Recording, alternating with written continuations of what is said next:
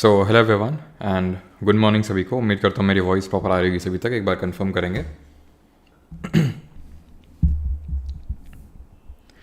I am from Israel. Okay, Raju Kumar. चलिए भाई, तो स्टार्ट करें। आज का जो हम लोगों का लेक्चर रहने वाला है that would be about geomorphology and different kind of landforms. ये हम लोग का वर्ल्ड ज्योग्राफी में हमारे 2 और लेक्चर इसके बाद बाकी हैं। उसके बाद हम लोग इंडियन ज्योग्राफी स्टार्ट करेंगे। ठीक है, इसके बाद हमारा मेनली जो एटमॉस्फेयर वाला पार्ट है एंड जो वाटर वाला जो पार्ट है वो हमारा बाकी, इसमें क्लाउड्स वगैरह हम देखेंगे। लेकिन जो हम लोगों ने एक तरह से जो अर्थ का इंटीरियर वगैरह पढ़ना स्टार्ट किया था उस सीरीज़ में ही आखिरी लेक्चर है हमारा। किस सेंस में? देखिए, अभी तक जो कोई है। हाँ, गुड मॉर्निंग सभी को।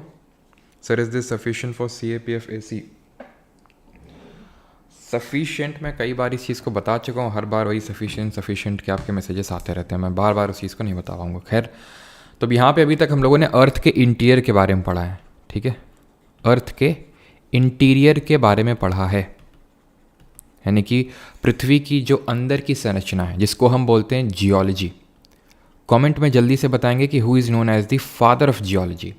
इस लेक्चर में जो हम करने वाले हैं that is geomorphology.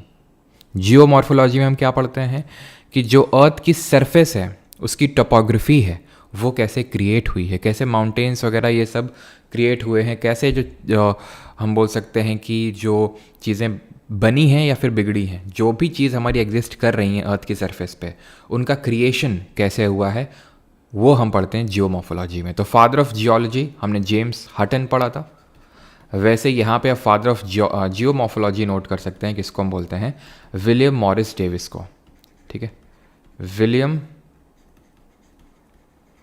Morris Davis, इनको बोलते हैं फादर ऑफ जियोमॉर्फोलॉजी। अब देखिए, जब हम जियोमॉर्फोलॉजी पे आते हैं तो हमें क्या पढ़ना पड़ता है?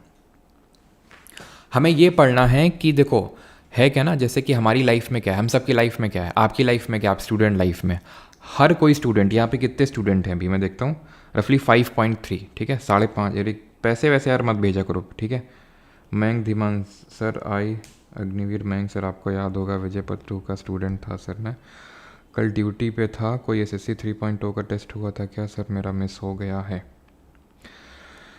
मयंक, कल टेस्ट नहीं हुआ था, आज टेस्ट होगा। और बिल्कुल मैं तुम्हें पहचान गया हूँ, है ना?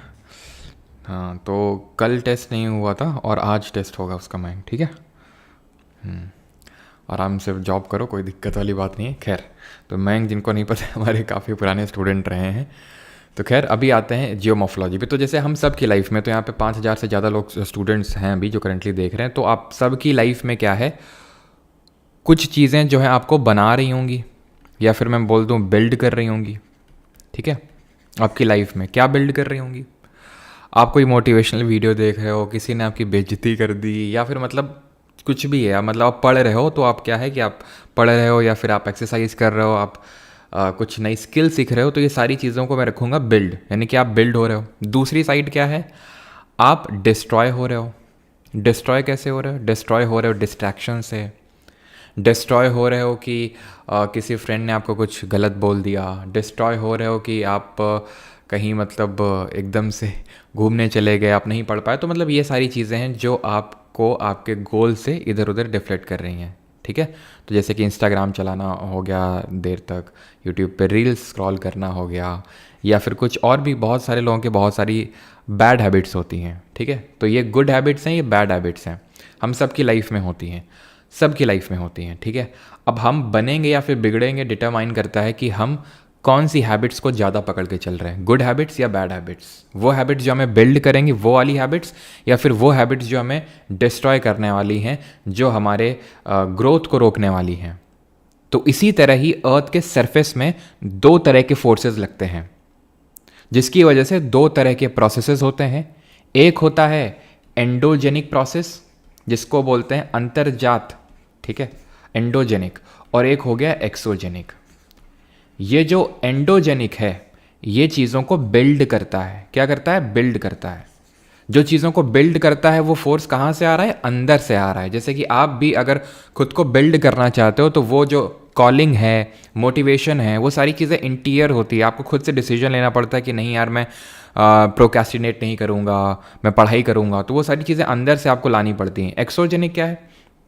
जो चीज़ें हमारी अर्थ सरफेस में जो डिफरेंट रिलीफ फीचर्स हैं, राहत विशेषताएं, रिलीफ फीचर्स का मतलब ज्योग्राफी में होता है माउंटेन, प्लेट्यू, यानी जो भी चीज़ बनी हुई है, ठीक है, उसको हम रिलीफ फीचर बोलते हैं, डिफरेंट तरह के लैंडफॉर्म को। तो वो जो डिस्ट्रॉय होते हैं, ठीक है, या फिर उनका जो वियर एंड टीयर होता है, वो एक्सोजेनिक प्रोसेसेस या फिर एक्सोजेनिक फोर्सेस के लगने की वजह से जो प्रोसेस होते हैं उनको हम एक्सोजेनिक फोर्सेस की वजह से लगने वाले जो प्रोसेसेस होते हैं उनको हम एक्सोजेनिक प्रोसेसेस बोलते हैं। तो उसकी वजह से वियर एंड टीयर होता है। तो ये सारी किसकी वजह से होती है? बाहर के जो फोर्सेज होती हैं उनकी वजह से। तो ऐसे फोर्सेस को हम एक्सोजेनिक फोर्सेस बोलते हैं। अब डिटेल में इनके बारे में पढ़ते हैं। जैसे कि सबसे पहला तो ये है जियोमॉर्फिक प्रोसेसेस में कि हमारे एंडोजेनिक प्रोसेसेस क्या होते हैं। एंडोजेनिक प्रोसेसेस, तो एंडोजेनिक प्रोसेसेस वो प्रोसेसेस होते हैं जो एंडोजेनिक फोर्सेस की वजह से लगते हैं, उनको हम एंडोजेनिक प्रोसेसेस बोलते हैं। देखिए, हर जगह हमारी अर्थ सरफेस में हर जगह एंडोजेनिक भी लग रहे हैं और एक्सोजेनिक फोर्सेस भी लग रहे हैं। एंडो भी लग रहे हैं और एक्सो भी लग रहा है।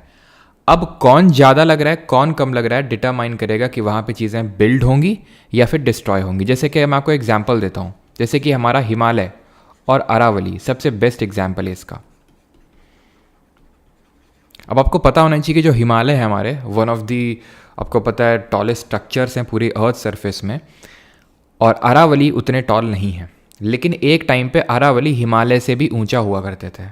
तो ऐसा क्या हुआ कि अरावली का आज कोई मतलब उतना ज़्यादा नामो निशान नहीं, और हिमालय इतने ज़्यादा ऊंचे हैं।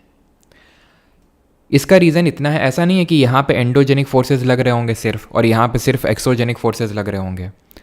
बात ये होती है कि कहाँ पे कौन सा ज़्यादा लग रहा है। यहाँ पे एंडोजेनिक फोर्सेस ज़्यादा लग रहे हैं एज कम्पेयर टू एक्सोजेनिक। कहाँ पे? हिमालय में। और अरावली में क्या है? एक्सोजेनिक, यानी बाहर जात जो बल हैं वो ज़्यादा लग रहे होंगे एज कम्पेयर टू अंतर जात, दैट इज एंडोजेनिक फोर्सेस। तो जो फोर्सेस की जब मैं बात कर रहा हूँ एंडोजेनिक फोर्सेस, तो वो जो चीज़ों को बिल्ड करते हैं, तो उसकी वजह से जो प्रोसेस जनरेट होते हैं उसको हम एंडोजेनिक प्रोसेसेस बोलते हैं। अब वो कौन से फोर्सेस होते हैं वो जान लेते हैं। तो एंडोजेनिक, पहले तो हम ये समझते हैं कि एंडोजेनिक फोर्सेस की वजह से क्या क्या चीज़ें होती हैं हमारी अर्थ सरफेस में। तो हमारी अर्थ सरफेस में दो चीज़ें होती हैं इसकी वजह से। एक तो होता है डाइस्ट्रोफिज्म,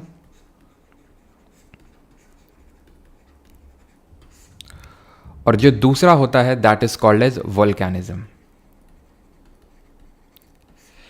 यानी कि एंडोजेनिक फोर्सेस की वजह से मैं सिंपली ये बोल सकता हूं कि एंडोजेनिक जो हमारे फोर्सेस होते हैं उनकी वजह से चीज़ें जो बिल्ड होती हैं, एलिवेट होती हैं, ठीक है, एलिवेट होती हैं, इस सब को हम बोलते हैं, इन सब को बोलते हैं डाइस्ट्रोफिज्म। हिंदी में अगर बात करें तो पटल विरूपण बोलते हैं। इसमें क्या क्या चीज़ें आती हैं डाइस्ट्रोफिज्म में? पहली चीज़ आती है ओरोजेनिक मूवमेंट्स या फिर ओरोजेनिक प्रोसेसेस। ओरोजेनिक का, ओरो का मतलब ज्योग्राफी में होता है माउंटेन। तो ओरोजेनिक प्रोसेस वो होते हैं जो माउंटेन को बिल्ड करते हैं। अब माउंटेन्स कैसे बिल्ड होते हैं, कितने टाइप्स के होते हैं, वो सारी चीज़ें हम जब माउंटेन्स के बारे में पढ़ेंगे तो वहाँ देखेंगे। माउंटेन्स डिफरेंट टाइप्स के होते हैं, ठीक है। तो जो माउंटेन बिल्डिंग प्रोसेसेस होते हैं उनको हम ओरोजेनिक प्रोसेस बोलते हैं। दूसरे होते हैं हमारे एपीरोजेनिक। एपीरोजेनिक कौन से प्रोसेस होते हैं? जो माउंटेन के अलावा बाकी चीज़ें बिल्ड करते हैं। यानी कि मैं बोल सकता हूँ कि जो हमारे अर्थ क्रस्ट, ठीक है, के जो डिफरेंट पार्ट्स को बिल्ड करते हैं, ठीक है, सिंपली अगर मैं बोलूं तो uplifting parts of earth crust. Crust आप जानते हैं, हमारी अर्थ की जो सबसे टॉप लेयर होती है उसको क्रस्ट बोलते हैं। तो ओरोजेनिक मूवमेंट, ओरोजेनिक प्रोसेस वो हो गए जो माउंटेन बिल्ड कर रहे हैं, जो पर्वत बना रहे हैं। इसके अलावा जो मूवमेंट हो रहे हैं अर्थ की क्रस्ट पे, जैसे प्लेट्यूज बन गए, थोड़ा सा अपलिफ्टेड पार्ट बन गया, तो उसको एपीरोजेनिक मूवमेंट के अंदर में रखते हैं। तीसरा होता है यहाँ पे हमारा अर्थक्वेक, जो भूकंप आ रहा है, वो भी अंदर जो फोर्सेस लग रहे हैं उसकी वजह से आ रहा है। प्लेट टेक्टोनिक्स, यानी कि जो प्लेट विवर्तनिक जिसको हम हिंदी में बोलते हैं, तो प्लेट टेक्टोनिक्स हम पढ़ चुके हैं। जरा कमेंट में आप बताएंगे कि प्लेट मूवमेंट कितने टाइप का होता है। और वोल्केनिज्म तो आप जानते हैं, जो अंदर से मैग्मा या लावा निकलता है उसको हम वोल्केनिज्म के नाम से जानते हैं। अब पहले तो मैं बताता हूँ आंसर क्या होगा। प्लेट टेक्टोनिक्स, 3 प्रकार का होता है, हमने पढ़ा था कि एक तो कॉन्वर्जेंट प्लेट बाउंड्री, डाइवर्जेंट और ट्रांसफॉर्म। कॉन्वर्जेंट में क्रस्ट डिस्ट्रॉय होता है, सबडक्शन जोन क्रिएट होता है। डाइवर्जेंट में न्यू क्रस्ट कंस्ट्रक्ट होता है, इसीलिए उसको कंस्ट्रक्टिव प्लेट बाउंड्री बोलते हैं। ट्रांसफॉर्म में लेटरल स्लाइडिंग होती है, जिसकी वजह से ना तो क्रस्ट क्रिएट ना तो डिस्ट्रॉय होता है। अब बात ये आती है कि ये एंडोजेनिक फोर्सेस लग कहाँ से रहे हैं, यानी कि इनके पीछे की एनर्जी क्या है, एनर्जी आ कहाँ से रही है। तो सर एंडोजेनिक फोर्सेस के बारे में आप पढ़ चुके हैं। प्लेट क्यों मूव कर रही थी, मैंने क्या बताया था, जल्दी से बताइए। मैंने कुछ फोर्सेस आपको बताया था कि प्लेट हमारी क्यों मूव करती है। तो plate move, maths channel sir ji please English का भी एक टीचर दीजिए एसएससी के लिए जो आपकी तरह पढ़ा दे प्लीज़ सर।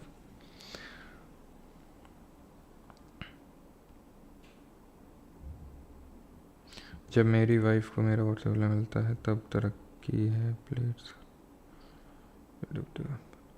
चलो, तो मैंने क्या बताया था आपको, एंडोजेनिक फोर्सेस क्यों लगते हैं, क्योंकि हमारी अर्थ के अंदर जो हमारी प्लेट हैं, लिथोस्फेरिक प्लेट, और एक चीज़ यहाँ पे ऐड करना एक चीज़ को, एंड दैट इज़ कि जहाँ पे मैंने आपको अर्थक्वेक के बारे में पढ़ाया था, भूकंप के बारे में, तो वहाँ पे एक चीज़ को नोट करिए कि जितने भी हमारे नेचुरल अर्थक्वेक हैं वो सारे लिथोस्फीयर में आते हैं, स्थल मंडल में आते हैं, जिसकी की थिकनेस कितनी होती है, 200 किलोमीटर की इसकी थिकनेस होती है। लिथोस्फीयर क्या होता है, पूरा crust plus upper solid part of mental, इसको लिथोस्फीयर बोलते हैं।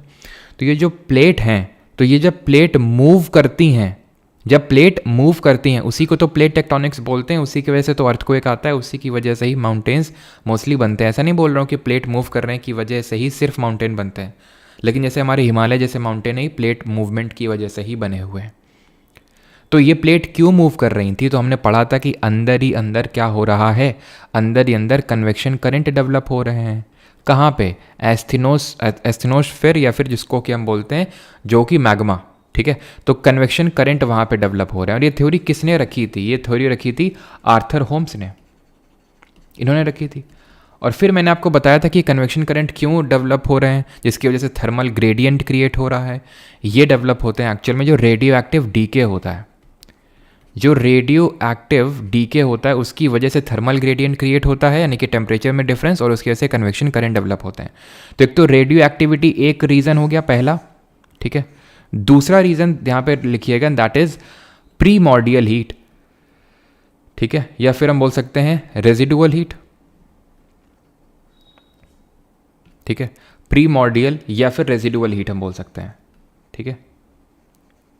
रेजिडुअल हीट का मतलब ये हो गया कि जब अर्थ बनी थी तो जो उसके पास पहले से जो हीट मौजूद थी, पहले से जो ऊष्मा मौजूद थी, उसको हम रेजिडुअल हीट के नाम से जानते हैं। तो ये भी एक कहीं ना कहीं रीज़न होता है हमारे जो अर्थ सरफेस में जो डिफरेंट एंडोजेनिक फोर्सेस लग रहे हैं उसको, ठीक है। इसको आप रेजिडुअल या फिर प्रीमॉर्डियल हीट भी बोल सकते हैं, ठीक है, रेजिडुअल या फिर प्रीमॉर्डियल। और तीसरा होता है, एंड दैट इज़ इसको हम टाइडल फोर्स भी बोल देते हैं। ये एक्चुअली आर्थर होम्स ने कॉन्सेप्ट रखा था, पोलर फ्लीइंग फोर्स और tidal force, but tidal force actual में तो नहीं, लेकिन इसको हम बोल देते हैं रोटेशनल या फिर टाइडल फ्रिक्शन। ये बहुत ही कम, मतलब इसका भी इन्वॉल्वमेंट होता है लेकिन बहुत ही मिनिमल होता है। जो टाइड्स जनरेट होती हैं उसकी वजह से जो फ्रिक्शन लगता है, टाइडल फ्रिक्शन उसको बोलते हैं, और उसका भी कहीं ना कहीं थोड़ा सा रोल है एंडोजेनिक फोर्सेस में। लेकिन मेनली जो है हमारा, एक तो रेडियो एक्टिविटी जिसकी वजह से कन्वेक्शन करंट डेवलप होते हैं हमारी एस्थेनोस्फीयर में, आर्थर होम्स ने बोला था, और ये जो हमारी प्रीमॉर्डियल हीट है, ठीक है। मेन ये दो फोर्सेज होते हैं जिसकी वजह से प्लेट्स वगैरह मूव करती हैं, जिसकी वजह से चीज़ें हमारी बिल्ड होती हैं। जो चीज़ें बिल्ड होती हैं उसको हम डाइस्ट्रोफिज्म बोलते हैं, पटल विरूपण बोलते हैं, और यही हमारे एंडोजेनिक प्रोसेसेस का एक रीज़न है। अब इसके बाद आते हैं एक्सोजेनिक प्रोसेसेस, बाहर जात बल, अंतर्जात बाहर जात, ठीक है, आंख दिखा, ठीक है। खैर, तो एक्सोजेनिक प्रोसेस भी आते हैं अभी। तो एक्सोजेनिक क्या है, जो वियर एंड टीयर करते हैं हमारी अर्थ सरफेस में, वियर एंड टीयर करने का जो काम करते हैं, चीज़ों को बिगाड़ने का काम करते हैं। अब ये बिगाड़ता कौन है, तो बिगाड़ने का जो काम करता है वो हमारे डिफरेंट एजेंट्स करते हैं, ठीक है, वो डिफरेंट एजेंट्स करते हैं। और उन एजेंट्स को हम किस नाम से जानते हैं, उनको हम जानते हैं एक्सोजेनिक एजेंट्स। जैसे कि हवा चल रही है, हवा की वजह से चीज़ें बिगड़ रही हैं, ठीक है। ग्लेशियर मूव कर रहे हैं, तो ग्लेशियर क्या कर रहे हैं, चीज़ों को उखाड़ते हुए ले जा रहे हैं, ठीक है। विंड हो गया, ग्लेशियर हो गया, रिवर वाटर हो गया। तो ये डिफरेंट क्या है, एजेंट्स हैं जो इस एक्सोजेनिक प्रोसेस को परफॉर्म करते हैं। अगर मैं पूछ लूँ आपसे, ये पहली बात तो ठीक है, पहले आप ये बताओ कि जितने भी हैं विंड, वाटर, ग्लेशियर, ये सब जितने एजेंट्स हैं, इनका एक सोर्स ऑफ एनर्जी क्या है? अगर मैं आपसे पूछूं what is their source of energy, तो सोर्स ऑफ एनर्जी इनका सन है। ये आप धीरे धीरे आगे पढ़ेंगे कि किस तरह से सन के डिफरेंशियल हीटिंग की वजह से विंड चलती है, इसी की वजह से आपकी रेनफॉल होती है, ग्लेशियर्स वगैरह सब कहीं ना कहीं डायरेक्टली और इनडायरेक्टली सन से ही लिंक्ड हैं। विंड, ग्लेशियर, वाटर, हीट, ये सब सन से ही लिंक्ड है। तो प्राइमरी सोर्स ऑफ एनर्जी क्या है एक्सोजेनिक प्रोसेस के लिए? सन। वहां पे क्या था? ये रेडियो एक्टिविटी, रेजिडुअल हीट और टाइडल फ्रिक्शन। जैसे कि मैंने आपको बताया जितने भी हमारे एंडोजेनिक प्रोसेसेस होते हैं उनको डाइस्ट्रोफिज्म बोल देते हैं हम, सिंपल डाइस्ट्रोफिज्म। इसी तरह जितने एक्सोजेनिक प्रोसेस होते हैं उनको हम प्यार से बोल देते हैं डेन्यूडेशन। क्या बोल देते हैं? डेन्यूडेशन। या फिर बोल सकते हैं निक्षेपण, मतलब जो चीज़ों का बिगड़ना होता है, वेयर एंड टियर, उसको हम हिंदी में बोलते हैं, मतलब सॉरी इंग्लिश में बोलते हैं डेन्यूडेशन। अब डेन्यूडेशन के अंदर हमें या फिर एक्सोजेनिक प्रोसेस के अंदर तीन चीज़ें पढ़नी है: वेदरिंग, मास मूवमेंट और इरोजन या फिर ट्रांसपोर्टेशन। ये तीन प्रोसेसेस इन्वॉल्व होते हैं डेन्यूडेशनल प्रोसेसेस में, यानी वो प्रोसेसेस जो हमारी अर्थ सरफेस में वियर एंड टियर कर रहे हैं। वेदरिंग के लिए ड्राइविंग फोर्स या एनर्जी मेनली क्या है? Molecular stress, chemical action. ये भी हम पढ़ेंगे वेदरिंग क्या है, कैसे होती, क्यों होती है। मास मूवमेंट के पीछे एक ड्राइविंग फोर्स क्या है? Gravitational force. यहाँ ग्रेविटेशनल फोर्स नहीं है, ये ग्रेविटेशनल स्ट्रेस हो सकता है। ग्रेविटेशनल फोर्स यहाँ पे मास मूवमेंट। और इरोजन, ट्रांसपोर्टेशन, इसके पीछे काइनेटिक एनर्जी रिस्पॉन्सिबल होती है। अभी आपको नहीं समझ में आएगा, आप धीरे धीरे पहले हम वेदरिंग पे आते हैं, ठीक है। वेदरिंग को समझते हैं, वेदरिंग होती क्या चीज़ है। तो वेदरिंग होती है, सिंपल अगर मैं बात करूं तो इट इज़ कि जो हमारी रॉक्स ब्रेक हो रही हैं, ठीक है, ब्रेकिंग ऑफ रॉक्स, चट्टान जो टूटती है ना, या फिर मिनरल्स हमारे इधर उधर होते हैं, टूटते हैं। इधर उधर से मतलब है कि वो टूटना उनका, उसको वेदरिंग बोलते हैं। वेदरिंग एक इन सितु प्रोसेस होता है। इन सितु प्रोसेस का मतलब ये होता है कि ये अपनी प्लेस से मूव नहीं करते हैं। जैसे ये चट्टान है, चट्टान यहीं पे ही पड़े पड़े टूट गई एकदम से, क्या ये मूव हुई? नहीं, या फिर नेग्लिजिबल मूवमेंट हुआ। तो क्योंकि जहाँ पे था वहीं पे ही प्रोसेस ये हो गया, इसलिए इसको इन सितु प्रोसेस बोलते हैं, वेदरिंग को। क्लियर?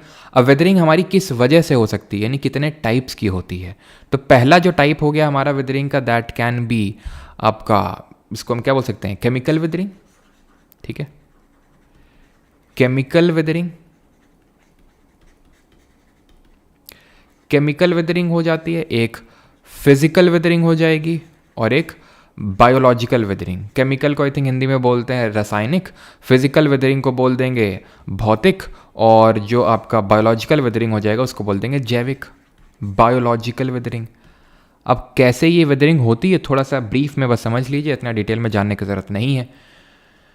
चट्टान है, ये रॉक है, ठीक है। इसमें भी बहुत सब टाइप्स होते हैं। जैसे इसके अगर मैं सब टाइप्स की बात करूं तो जैसे सॉल्यूशन होता है। सॉल्यूशन का मतलब ये होता है कि जैसे कि यहाँ पे क्रैक्स हैं कहीं पे, ठीक है, और वाटर सीप कर गया यहाँ पे, तो क्या है, उसको घोलता चला जाएगा, घोलता चला जाएगा, घोलता चला जाएगा और इसको रॉक को तोड़ देगा। और जैसे कि कार्बोनेशन हो गया। कार्बोनेशन क्या होता है? जैसे कि कार्बन डाइऑक्साइड है जो हमारे एटमॉस्फेयर में प्रेजेंट है, वो वाटर में मिल जाएगी और कार्बोनिक एसिड बना देगी। और एसिड होते हैं कोरोसिव इन नेचर, ये हम केमिस्ट्री में पढ़ेंगे, तो वो तोड़ देंगे इसको। या फिर अगर हम और क्या बोल सकते हैं, ऑक्सीडेशन। ऑक्सीडेशन क्या होता है ये भी हम केमिस्ट्री में पढ़ेंगे। हो सकता है आप में से कुछ लोगों को पता हो कि ऑक्सीजन का जुड़ना, तो अगर बहुत ज़्यादा एक्सेसिव ऑक्सीजन है वो जुड़ गया, वो रिडक्शन। तो ये जो भी केमिकल प्रोसेस के थ्रू अगर वेदरिंग हो रही है तो उसको हम केमिकल वेदरिंग बोलते हैं। फिजिकल वेदरिंग, पहले बायोलॉजिकल वेदरिंग पढ़ लो। बायोलॉजिकल वेदरिंग होती है जैसे हमारे अर्थवॉर्म हो गए, कीड़े मकोड़े, तो जो हमारे अर्थवॉर्म यानी कि जो केचुए हो गए या रोडेंट, चूहे वगैरह, तो ये जो हमारे जीव जंतु हैं छोटे छोटे, ये क्या करते हैं, ये रॉक में घुस जाते हैं, ठीक है। धीरे धीरे क्या करते हैं, उसको अपना जगह बनाना स्टार्ट करते हैं, ठीक है ना। धीरे धीरे अपना जगह बनाना स्टार्ट करते हैं छोटी सी, और वो उसको तोड़ना फोड़ना स्टार्ट करते हैं अंदर से। तो धीरे धीरे वो वीक होने लगती है रॉक और टूट जाती है। हो गई बायोलॉजिकल वेदरिंग। फिजिकल वेदरिंग होता है जब स्ट्रेस वगैरह पड़े, स्ट्रेस पड़े रॉक पे।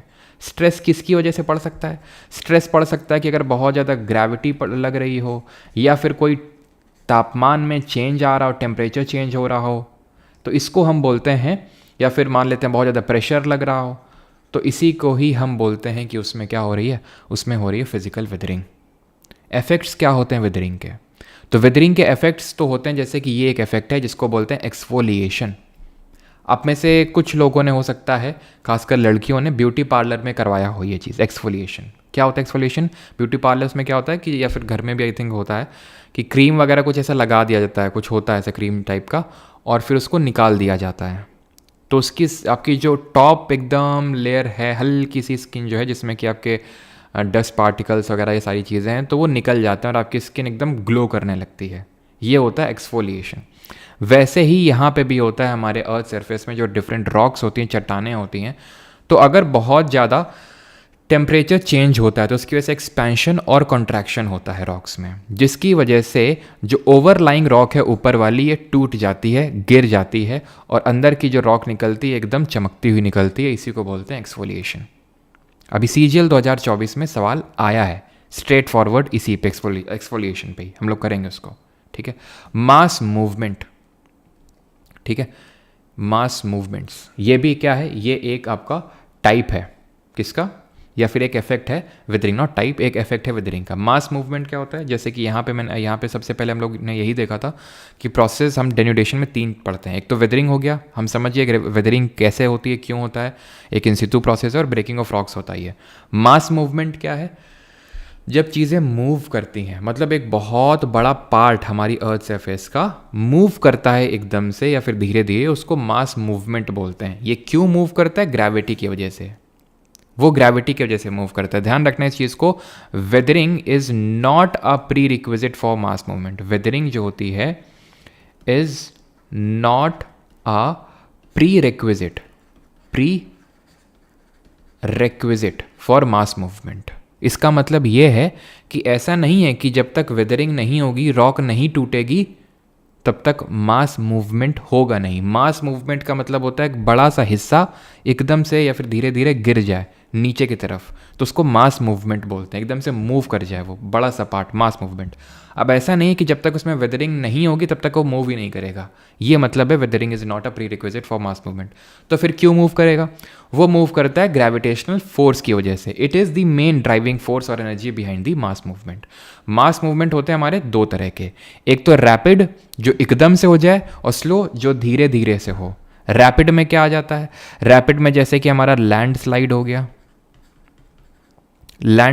गया, ठीक है, एवलांश हो गया, अगर बर्फ का टुकड़ा गिर रहा है तो उसको भी हम एक रैपिड मास मूवमेंट बोल सकते हैं, ठीक है। अर्थ फ्लो, मड फ्लो, ये सारे हमारे प्रकार होते हैं, टाइप्स होते हैं रैपिड मास मूवमेंट के। जहाँ पे जैसे मान लो एकदम से बहुत जोर की बारिश हुई, तो एकदम से क्या होता है, लैंडस्लाइड तो आपने देखी होगी, हिली एरियाज़ में होती है, पहाड़ी इलाकों में, कि एकदम से मतलब एकदम ज़मीन का टुकड़ा गिर गया। अब लैंडस्लाइड के भी रीजंस होते हैं कई सारे। एक तो ठीक है कि वो ग्रेविटी लग रही, it is a main factor, लेकिन हम इसको एनवायरनमेंट में पढ़ते हैं कि लैंडस्लाइड को कैसे रोका जा सकता है। तो लैंडस्लाइड को कैसे रोका जा सकता है? एफॉरेस्टेशन करके रोका जा सकता है। फिर लैंडस्लाइड का कारण मेनली क्या होता है? ठीक है, वो तो होता ही है कि ठीक है हिली एरिया, ग्रेविटी लग रही है, रेनफॉल एकदम से जब बारिश होती है तो लैंडस्लाइड होने लगती है। लेकिन जिस रेट से हम डिफॉरेस्टेशन कर रहे हैं, पेड़ों को काट रहे हैं, तो ये भी एक कारण है लैंडस्लाइड का। एंथ्रोपोजेनिक रीज़न इसको बोलेंगे, यानी कि ह्यूमंस की वजह से जो हो रही है। अब डिफॉरेस्टेशन कैसे एक रीज़न है लैंडस्लाइड का? क्योंकि जो हमारी रूट्स होती हैं, जो पेड़ों की जो रूट्स होती हैं, वो ज़मीन को पकड़ के रखती हैं, सॉइल को पकड़ के रखती हैं। तो अब क्योंकि आपने पेड़ काट दिया तो वो ढीली पड़ गई, वो एकदम से गिर जाएगी। अर्थ फ्लो, मड फ्लो भी कुछ ऐसा ही होता है कि जैसे मान लेते हैं ये रोड है, ठीक है, ये रोड है, एकदम से यहाँ पे क्या हुआ कि यहाँ पे जैसे कि बहुत ज़्यादा बारिश हुई तो ये एकदम वीक हो गया ये पार्ट, और वीक होने की वजह से क्या है, यहाँ पे हो गया सॉइल लिक्विफैक्शन। सॉइल लिक्विफैक्शन क्या होता है? सॉइल लिक्विफैक्शन का मतलब यही होता है कि जो सॉइल है वो थोड़ी सी वीक हो गई है, तो उसी को बोलते हैं सॉइल लिक्विफैक्शन। तो उसकी वजह से अगर वो पार्ट एकदम से जैसे मान लो रोड पे आ गया तो उसको हम बोलते हैं अर्थ फ्लो, ठीक है। स्लो में आते हैं जैसे हमारे क्रीप, सॉलिफ्लक्शन, सॉइल लिक्विफैक्शन अलग है। सॉलिफ्लक्शन क्या होता है? जैसे सॉइल लिक्विफैक्शन तो अर्थक्वेक आने की वजह से भी होता है, वो मैंने वहाँ पे आपको बताया था। सॉलिफ्लक्शन क्या चीज़ होती है? तो सॉलिफ्लक्शन होता है, ये हमें देखने को मिलता है टेम्परेट एरियाज़ में, शीतोष्ण क्षेत्र में। जब सॉइल की नीचे की लेयर जिसमें पानी हल्का सा वो जम जाए, यानी कि उसमें एक तरह से बर्फ़ की एक परत चढ़ जाए, तो उसकी वजह से वो क्या है कि जो ऊपर की जो मिट्टी की लेयर है वो और जल्दी स्लाइड करेगी। उसी को बोलते हैं सॉलिफ्लेक्शन, यानी कि हमें टेम्परेट एरियाज़ में देखने को मिलता है। क्रीप नाम ही क्रीप का मतलब होता है रेंगना। तो जो धीरे धीरे धीरे धीरे हल्का हल्का मूवमेंट हो रहा है, जैसे आपने देखा होगा कि जो खंबे वगैरह होते हैं आपको पता नहीं चलता, लेकिन वो टेढ़े हो जाते हैं, कब टेढ़े हुए पता नहीं, क्योंकि जैसे जो भी वो सॉइल में है, जिस भी पार्ट में है वो सॉइल में, तो क्या धीरे धीरे धीरे धीरे हल्के हल्के मूव कर रही है, तो उसके मूव करने की वजह से वो जो पोल है, जो खंबा है, वो हल्का सा, फिर टावर है वो हल्का सा टिल्ट हो गया उस सॉइल के मूवमेंट की वजह से, धीरे धीरे मूवमेंट की वजह से। तो इसको बोलते हैं स्लो मास मूवमेंट या फिर क्रीप। यहाँ तक सबको सारी चीज़ें क्लियर हुई? ये था हमारा इसमें इसको हम पूरा एंडोजेनिक और एक्सोजेनिक में ही रखते हैं। डिफरेंस क्या चीज़ निशा आप लेट हो?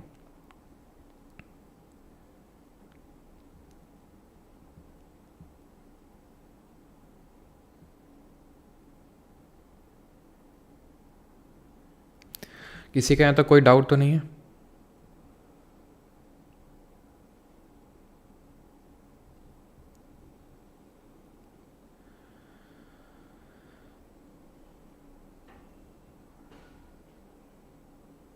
अर्थ फ्लो और मड फ्लो में क्या डिफरेंस होता है? अर्थ फ्लो मड फ्लो देखो दोनों सेम, ऑलमोस्ट सिमिलर चीज़ होती है, सेम तो नहीं, ऑब्वियस बात है, तभी डिफरेंट है। होता क्या है कि जैसे अर्थ फ्लो में सारी चीज़ें होती हैं, सारी चीज़ें इन दी सेंस की पत्थर वत्थर सारी चीज़ें। मड फ्लो में जो मलबा होता है, मड फ्लो में जो मलबा होता है, जो सॉइल का मलबा होता है, वो बहुत ही फ्लूइड होता है, वेरी फ्लूइड नेचर का होता है। ये उतना फ्लूइड नहीं होता है अर्थ फ्लो में, और इसमें बाकी चीज़ें भी, पत्थर वगैरह भी कंटेंट होते हैं अर्थ फ्लो में। और ये भी तो, ये तो कॉम्पोजिशन के बेसिस पे हो गया, और कैसे मतलब किस शेप में फ़्लो हो रहे हैं, किस शेप में फ़्लो हो रहे हैं। जैसे कि अर्थ फ्लो का जो जो थोड़ा सा शेप होता है वो कुछ इस तरह से शेप होता है, ठीक है। मड फ्लो का क्या होता है? मड फ्लो का थोड़ा सा एक बहुत ही ज़्यादा मतलब टर्बुलेंट होता है और ड्रेनेज शेप का होता है मड फ्लो।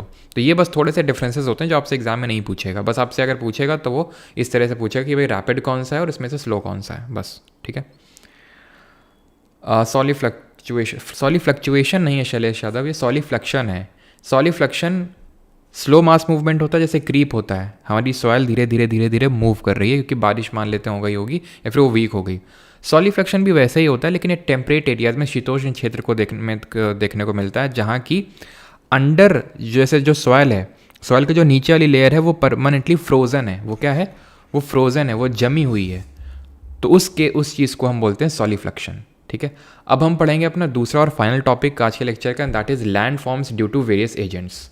जो डिफरेंट हमारे एजेंट्स होते हैं, कौन से एजेंट्स? वॉल्केनिज्म क्या होता है? वॉल्केनिज्म सर पढ़ चुके हैं, ठीक है। मैं बता दूं वॉल्केनिज्म यहाँ पे मैंने क्यों नहीं पढ़ाया है, जो ये मैंने आपको बताया वॉल्केनिज्म, क्योंकि वॉल्केनिज्म हम सब कुछ पढ़ चुके हैं कि वॉल्केनो की कैसे निकलता है, अंदर कौन सी रॉक बनती है, प्लूटोनिक रॉक, बाहर कौन सी रॉक बनती है, क्या क्या लैंडफॉर्म क्रिएट होते हैं, ठीक है। और जो हमारे वॉल्केनोज हैं उनके बारे में हम पढ़ चुके हैं जितना पढ़ना है, ठीक है। इसीलिए यहाँ पे मैंने पढ़ाया नहीं आपको, क्लियर। अभी हम आते हैं land forms due to various agents. तो जो डिफरेंट एजेंट्स होते हैं कौन कौन से, जो अभी मैंने एजेंट्स बताए, जो हमारे एक्सोजेनिक एजेंट्स होते हैं, कौन? एक सेकेंड। जैसे कि हमारा रिवर हो गया, जैसे कि ग्लेशियर हो गया, जैसे कि विंड हो गया, जैसे कि हमारी सी वेव्स हो गई, जैसे कि हमारा ग्राउंड वाटर हो गया, ठीक है। तो ये चीज़ें हैं। मैं पहले ही इसको स्टार्ट करने से आपको ये चीज़ पहले ही बता दूं कि उतना ज़्यादा इंपॉर्टेंट टॉपिक नहीं है कि बहुत ज़्यादा इंपॉर्टेंट टॉपिक हो कि हर शिफ्ट में क्वेश्चन आ रहा है, इस तरह का टॉपिक नहीं है ये, ठीक है। और थोड़ा सा डिफ़िकल्ट साइड में कुछ लोगों को लगता है, सबको लोगों को तो नहीं, लेकिन कुछ लोगों को लगता है। पहली बात तो ये है कि ये काफ़ी बड़ा टॉपिक होता है अपने आप में। जैसे कि CDS वगैरह में जब मैंने क्लास ली थी तो उसमें 2 लेक्चर मुझे लगे थे सिर्फ ये पर्टिकुलर टॉपिक पढ़ाने में, land forms due to various agents, जो कि आपके लिए मैंने काफ़ी कंसाइज कर दिया, काफ़ी शॉर्ट कर दिया, बिकॉज उतना नीड यहाँ पे नहीं है हमें। जो CDS और CAPF के लिए भी टारगेट कर रहे हैं कि सर हम CDS CAPF के लिए इस तरह से, तो देखिए हेल्प तो करेगा, लेकिन यहाँ पे मैं एडवाइस ये करूँगा कि थोड़ा सा उसके बारे में NCERT से जाके फिर किसी भी बुक से हल्का सा डिटेल में, अगर NCERT से हो सके तो ज़्यादा बेटर रहेगा कि थोड़ा सा डिटेल में पढ़ लीजिएगा आप उसके बारे में, उस पर्टिकुलर चीज़ के बारे में। वैसे तो मैं आपको समझाऊंगा सारी चीज़ें, जितने भी लैंड फॉर्म्स हैं वो सब कुछ पढ़ाऊंगा, मैं आपको बताऊँगा कैसे क्या बने, लेकिन हल्का सा अगर डिटेल में आप पढ़ सकें, जो लोग CDS CAPF इसमें जान के अगर प्रिपरेशन कर रहे हैं उनके लिए मैं बोल रहा हूँ। बाकी तो SSC के लिए मैं उतना ही आपको पढ़ाऊंगा जितना कि आपका आराम से काम हो जाएगा, आपके आराम से क्वेश्चन बन जाएंगे, ठीक है। तो इस टॉपिक को आपको एकदम लोड लेके नहीं पढ़ना है, एकदम लाइटली पढ़ना है, ठीक है। पहले जितनी चीज़ें अंदर जाती हैं जाने दीजिए, उसके बाद रिवीजन से अपने आप धीरे धीरे चीज़ें आपको याद हो जाएंगी, ठीक है। लोड नहीं लेना है क्योंकि उतना ज़्यादा इंपॉर्टेंट टॉपिक नहीं है, लेकिन क्योंकि क्वेश्चन आते हैं तो विल डू इट। और ये मत समझना कि सर इतना मतलब कॉम्प्लेक्स है, मैं एकदम सिंप्लीफाई करके और एकदम मैंने उसको शॉर्ट करके ही मैंने आपके लिए यहाँ पे प्रेजेंट किया है। तो सबसे पहले देखते हैं land forms created due to river. अब ये लैंड फॉर्म्स होते हैं क्या, पहले वो समझ लेते हैं। देखो ये पानी है, ठीक है, रिवर वाटर है, ठीक, आराम से रिलैक्स होकर एकदम पढ़ना इस टॉपिक को, एकदम रिलैक्स होकर। ऐसा नहीं कि ये तो याद ही नहीं हो रहा, कैसे याद होगा, नहीं नहीं वो सब नहीं, बस रिलैक्स होकर समझने के पर्पज से। अब रिवर वाटर है, ठीक है, ये सबके लिए चीज़ वैलिड होगी जो मैं बता रहा हूँ रिवर वाटर के लिए, ठीक है। ग्लेशियर, वेंट, सी वेव्स, ग्राउंड वाटर, जब भी चलेंगे, जैसे मान लो पानी चल रहा है, ठीक है, पानी चल रहा है, तो आपको क्या लगता है जो ढलान ऐसे क्रिएट हुई है ये पहले से बनी थी क्या रिवर के लिए, पहले से बन गई थी, और कि भाई यहाँ से रिवर एक निकलने वाली है तो पहले से बन जाते हैं, नहीं, वो रिवर ने अपने आप बनाई, तोड़ तोड़ के जहाँ से जा रही है तोड़ेगी भाई। ऑब्वियस सी बात है ना, जहाँ से नदी जा रही है, ग्रेडियंट है, स्लोप है, ढलान है, तो उसकी वजह से उसमें वेग होगा, वेलोसिटी होगी, और उसकी वजह से वो चीज़ों का इरोजन करेगी। अब ये इरोजन रहा आपका, ये रहा इरोजन, इरोजन या ट्रांसपोर्टेशन। तो वेदरिंग क्या है, टूट रहा है वहाँ पे, मास मूवमेंट गिर रहा है, अब गिर के पड़ा हुआ है, उसको उठा के ले कौन जाएगा, ये ले जाएगा, इरोजन या फिर ट्रांसपोर्टेशन। इसके पीछे की एनर्जी क्या है, काइनेटिक एनर्जी। कुछ लोगों को पता होगा, कुछ लोगों को नहीं पता होगा, क्योंकि फिजिक्स में आती है काइनेटिक एनर्जी। ऐसे समझ लो, जब कोई चीज़ चलती है, जब कोई चीज़ मूव करती है, तो उसमें जो एनर्जी, जो ऊर्जा होती है, तो वो उसको बोलते हैं काइनेटिक एनर्जी, ठीक है। तो क्योंकि इसमें ग्रेडियंट है, क्योंकि इसमें स्लोप है, इसकी वजह से क्या होगा, इसमें कि मूव करेगी, काइनेटिक एनर्जी होगी, जिसकी वजह से क्या करेगी, इरोजन करेगी। क्या करेगी, इरोजन। और इसकी वजह से जो लैंडफॉर्म बनेंगे उनको बोलेंगे इरोजनल लैंडफॉर्म्स। हिंदी में अगर बात करें तो अपरदनात्मक लैंडफॉर्म्स बोलेंगे इनको, ठीक है, अपरदनात्मक भू आकृतियां बोलेंगे। अब जिन चीज़ों को तोड़ा फोड़ा है इसने, उसको कहीं ले जाके इकट्ठा भी तो करेगी, तो उसको हम बोलते हैं डिपोजिशनल लैंडफॉर्म, या फिर क्या बोलेंगे हिंदी में, निक्षेपण भू आकृतियां। ऐसे ही सबके साथ है, ग्लेशियर भी तोड़ेगा फोड़ेगा, उसको इरोजनल लैंडफॉर्म बोलेंगे, उन्हीं चीज़ों को डिपॉजिट करेगा कहीं पे जाके, तो डिपोजिशन लैंडफॉर्म्स, विंड, सी वेव्स, ग्राउंड वाटर। तो वही बस हम पढ़ने वाले हैं कि किन चीज़ों को तोड़ता है, और जब चीज़ों को तोड़ता है तो उसकी वजह से जो भू आकृति बनती है, जो लैंडफॉर्म बनता है, तो उसको हम क्या बोलते हैं। जैसे अब जो हमारी रिवर्स हैं, जैसे यहाँ से माउंटेन से निकल रही हैं, ग्लेशियर्स इनका मान लेते हैं सोर्स हैं, जैसे जो हमारी हिमालयन रिवर्स हैं, तो हिमालय से निकल रही हैं, ठीक है। तो क्योंकि वो बहुत ही ऊंचाई में स्थित है, हमारे जो हमारे माउंटेन्स हैं, तो जब ये रिवर यहाँ से निकलेगी, तो जब क्योंकि निकलेगी तो काफ़ी ज़्यादा ग्रेडियंट होगा, स्लोप होगा, ढलान होगी, तो काइनेटिक एनर्जी होगी, तो यहाँ पर क्या होगा, यहाँ पर सबसे पहले तो इरोजन होगा, बहुत ज़्यादा इरोजन होगा। फिर नीचे जब आएगी तो यहाँ पे क्या होगा, डिपोजिशन होगा। अब जो हमारी रिवर वाटर, जो हमारी रिवर ये होती है, इसकी ये पूरी जो एज होती है, फिर पूरी स्टेज होती है, उनको हम 3 एजेस में डिवाइड कर देते हैं। सबसे पहला वाला जो इसका स्टेज होता है उसको हम यूथफुल स्टेज बोलते हैं, यानी जब अपने ये जवानी में होती है। और जब कोई जवानी में होता है तो उसका जो वेग होता है, जो इंटेंसिटी होती है, वो बहुत तेज़ होती है। तो हमारी रिवर की इंटेंसिटी सबसे तेज़ कब है, जब वो निकल रही है माउंटेन से, ग्लेशियर जहाँ इसका सोर्स है, तो जब वो निकल रही है तो बहुत ज़्यादा स्पीड में फ्लो हो रही है, तो उसको हम यूथफुल स्टेज बोलते हैं। जब ये ग्रेडियंट से जस्ट फ्लैट प्लेन्स में आती है तो इसको हम बोलते हैं मैच्योर स्टेज। और जब ये अपने अंतिम स्टेज में आती है तो इसको हम बोलते हैं ओल्ड स्टेज, ठीक। अब ये मैंने इसलिए बताया क्योंकि कभी कभी पूछ लेता है कि ये पर्टिकुलर जो लैंडफॉर्म है, भू आकृति है, रिवर वाटर की के द्वारा क्रिएट की गई, ये किस स्टेज में बनती है, यूथफुल में, मैच्योर में कि ओल्ड में, इस तरह से पूछता है। तो पहले तो हमें ध्यान रखना है, या फिर आप आराम से समझ सकते हैं कि जब वो यूथफुल स्टेज में होगी तो जिस चीज़ों को ज़्यादा तोड़ेगी फोड़ेगी, यानी इरोजनल लैंडफॉर्म बनेंगे यहाँ पे सबसे पहले तो इरोजनल लैंडफॉर्म्स कौन कौन से बनते हैं, तो इरोजनल लैंडफॉर्म ये बनते हैं, जैसे ये जो आप देख पा रहे हैं, ये वाली, ये इसको बोलते हैं वी शेप्ड वैली, ठीक है। आप देख रहे हैं वी आकार की घाटी है, V shaped valley, V shaped valley हो गई हमारी, ठीक है। तो यहाँ पे मैं लिख सकता हूँ, एक सेकेंड,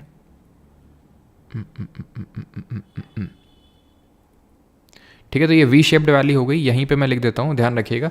इसी तरह की अगर ये तो वी शेप की हो गई, लेकिन अगर खड़ी चट्टानें होती हैं दोनों साइड पे, स्टीप वॉल्स होती हैं दोनों साइड पे, ये तो वी शेप में है ना, लेकिन अगर स्टीप वॉल्स होंगी, ऐसे एकदम सीधी चट्टानें होंगी, तो उसको हम बोलते हैं गॉर्जियस। गॉर्जियस नहीं, गॉर्जियस, GORGES। और अगर कुछ इस तरह से होगा, अब इसका में तो क्या टॉप और जो बॉटम है वो एकदम सेम पैरेलल है ऑलमोस्ट, अगर कुछ इस तरह का बनेगा तो उसको हम बोल देते हैं कैनियंस। ठीक है, इसमें क्या होती है थोड़ी सी इस तरह की, नहीं टॉप जो होता है वो नैरो होता है और जो बॉटम होता है वो ज़्यादा ब्रॉड होता है।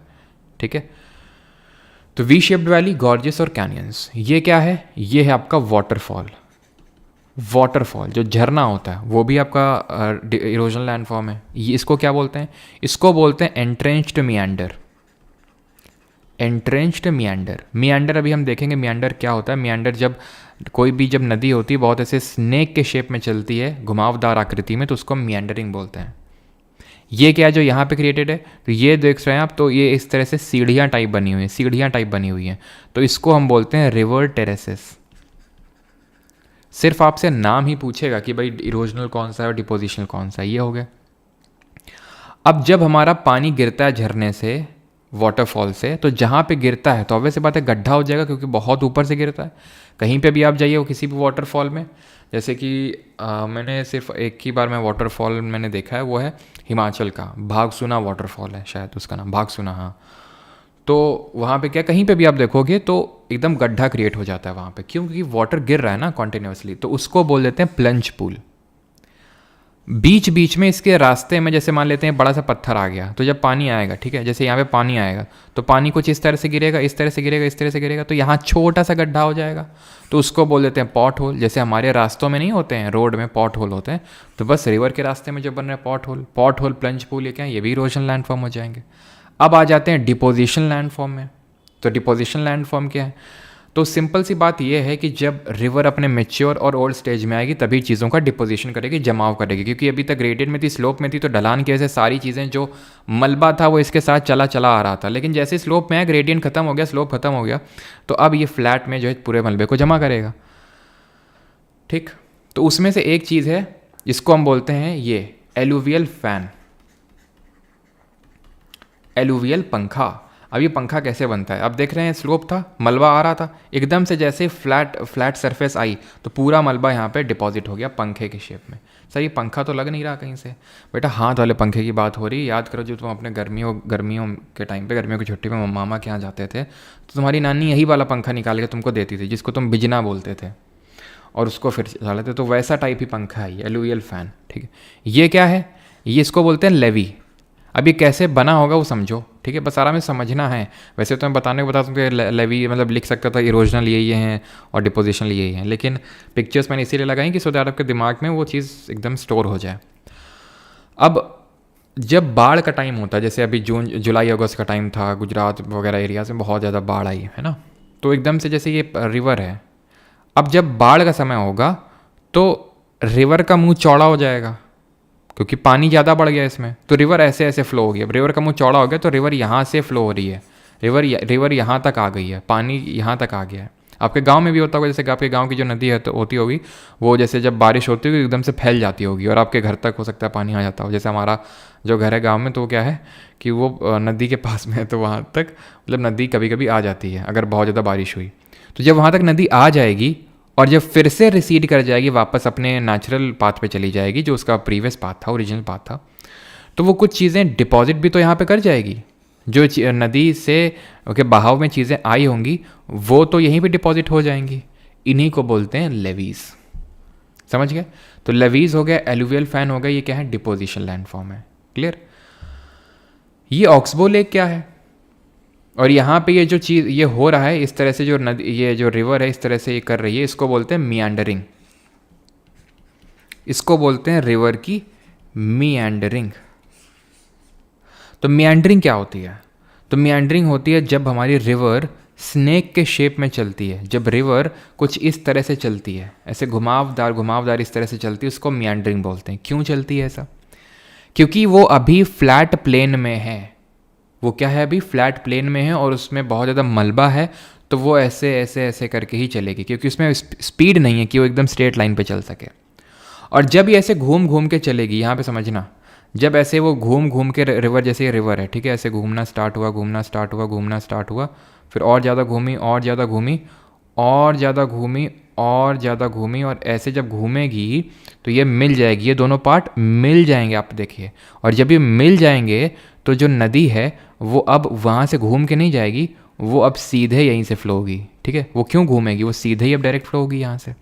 तो ये जो पार्ट है ना ये कट ऑफ हो जाएगा इस पूरी मियांडरिंग से, इसी को बोल देते हैं ऑक्सबो लेक।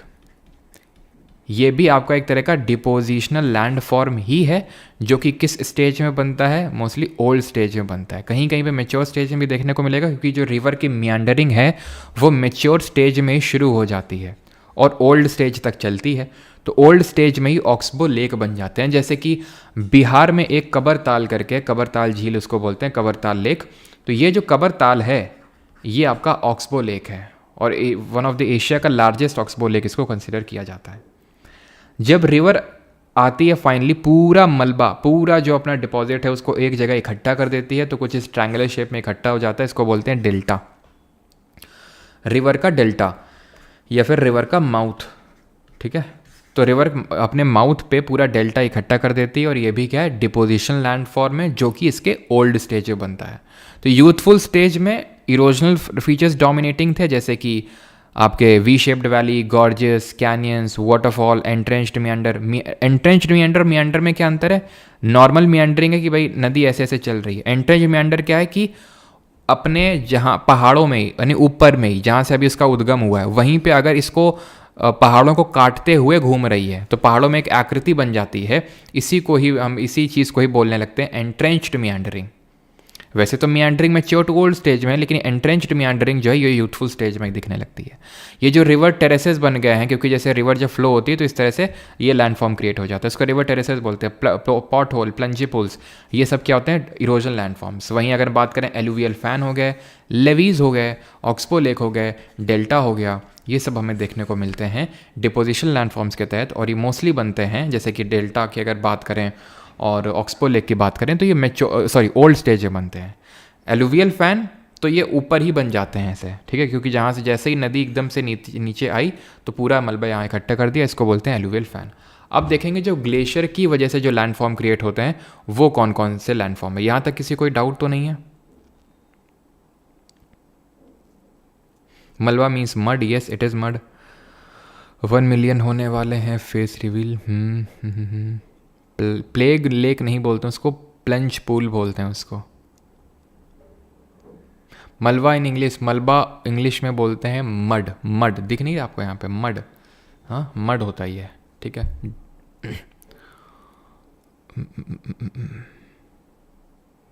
डेल्टा वर्सेस ईश्वरी, अभिनव मिश्रा। ये मैं आपको पढ़ाऊंगा जब रिवर्स के बारे में पढ़ाऊंगा, अभी के लिए समझ लो।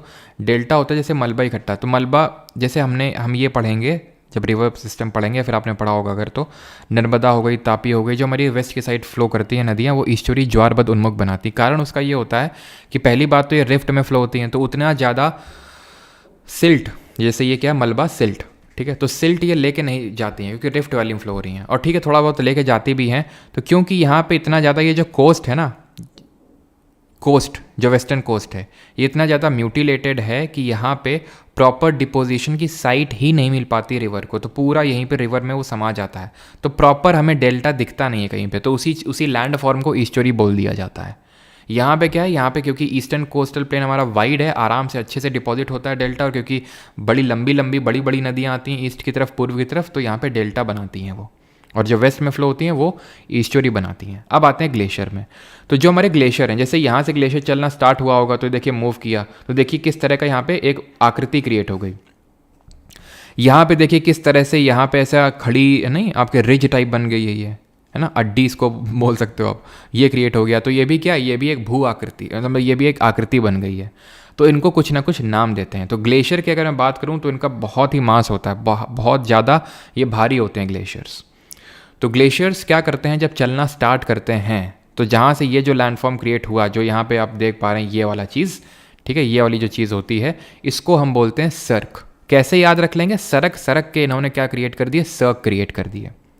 सरक के यहाँ पे आएंगे, सरक के ये भी यहाँ पे आएंगे, सरक के ये भी यहाँ पे आएंगे। तो ये बीच वाला जो है, बीच में इस तरह से ठीक है, एलिवेटेड पार्ट बन जाएगा, जिसको हम हिंदी में अड्डी बोलते हैं, ठीक है, नॉर्मल भाषा में बोलचाल की। तो इसको वैसे हम टर्म देते हैं एरीट।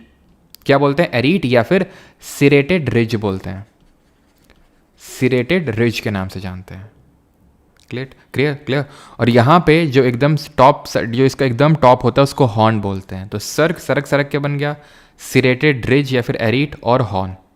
ये टार्न क्या होता है? ये एक तरह का लेक होता है। जैसे यहाँ पे इस तरह से गड्ढा क्रिएट हो गया, यहाँ पे अगर पानी भर जाएगा तो उसको बोल देते हैं टार्न लेक।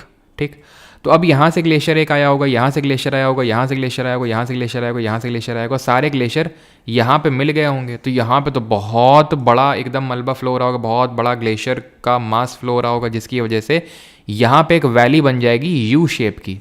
कैसी शेप की? यू शेप की वैली बन जाएगी। और ये बन गई हैंगिंग वाली, लटकती हुई वाली। क्यों? क्योंकि यहाँ पे जो ग्लेशियर चल रहा है वो बहुत ज़्यादा मास का होगा एज़ कम्पेयर टू ये जो छोटी छोटी वैलीज क्रिएट हुई हैं, जो छोटी छोटी वैली क्रिएट हुई, यहाँ से आया है तो यहाँ से तो छोटे छोटे ग्लेशियर आ रहे थे, यहाँ से एकदम से सब मिल गए तो बड़ा बन गया।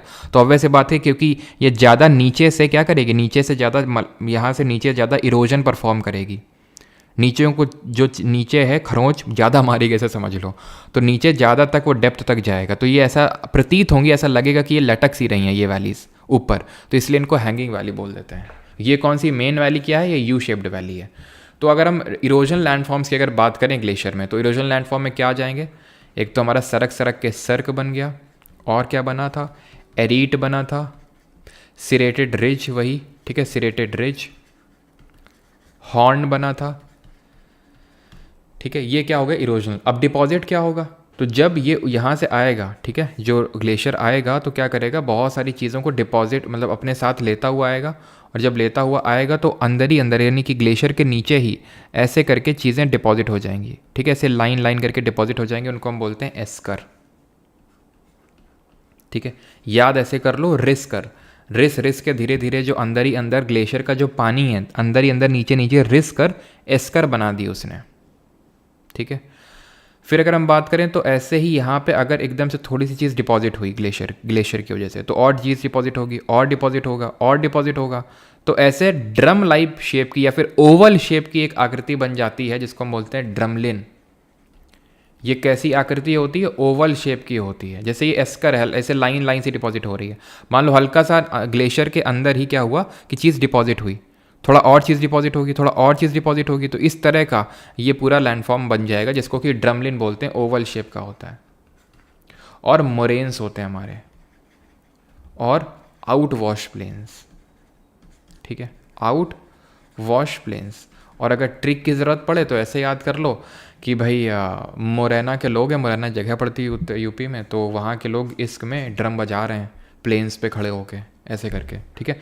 तो आउट वॉश प्लेन्स हो गए, मोरेन्स हो गए। तो मोरेन्स क्या होते हैं? ये साइड साइड में जो डिपोजिशन की वजह से बनते हैं, इनको हम बोलते हैं मोरेन्स। क्लियर? ग्लेशियर, इरोजन, सर्क, अरीट, सिरेटेड रिज और हॉर्न। डिपोजिशन की वजह से एस्कर, ड्रमलिन, मोरेन और आउट वॉश प्लेन। अगर कभी पूछ लीजिए जॉर्ड क्या चीज़ होती है, तो होता क्या है कि जब ग्लेशियर हमारा आगे जाएगा तो कहीं पे भी अगर समुद्र है आसपास, तो अगर सी वाटर एंटर कर जाएगा उसकी वैली में, या फिर कहीं पे मान लेते हैं कि कोई गड्ढा क्रिएट किया, इस तरह से वैली क्रिएट किया, गड्ढा क्रिएट हुआ, वहाँ पे अगर समुद्र का पानी भर जाता है, सी वाटर भर जाता है, तो उसको बोलते हैं fjord. Sea water entering into glacial valley, बस ऐसे समझ लो, ठीक है। इसको बोलते हैं जॉर्ड, जहाँ पे जो समुद्र का पानी है, सी वाटर, ये वैली में घुस गया, ये गड्ढे में कहीं पे इस तरह से क्रिएट किया गया इरोजन लैंडफॉर्म, उसमें एंटर कर गया, उसको बोलते हैं जॉर्ड। अब आते हैं ग्राउंड वाटर के द्वारा क्रिएट किए गए लैंडफॉर्म्स।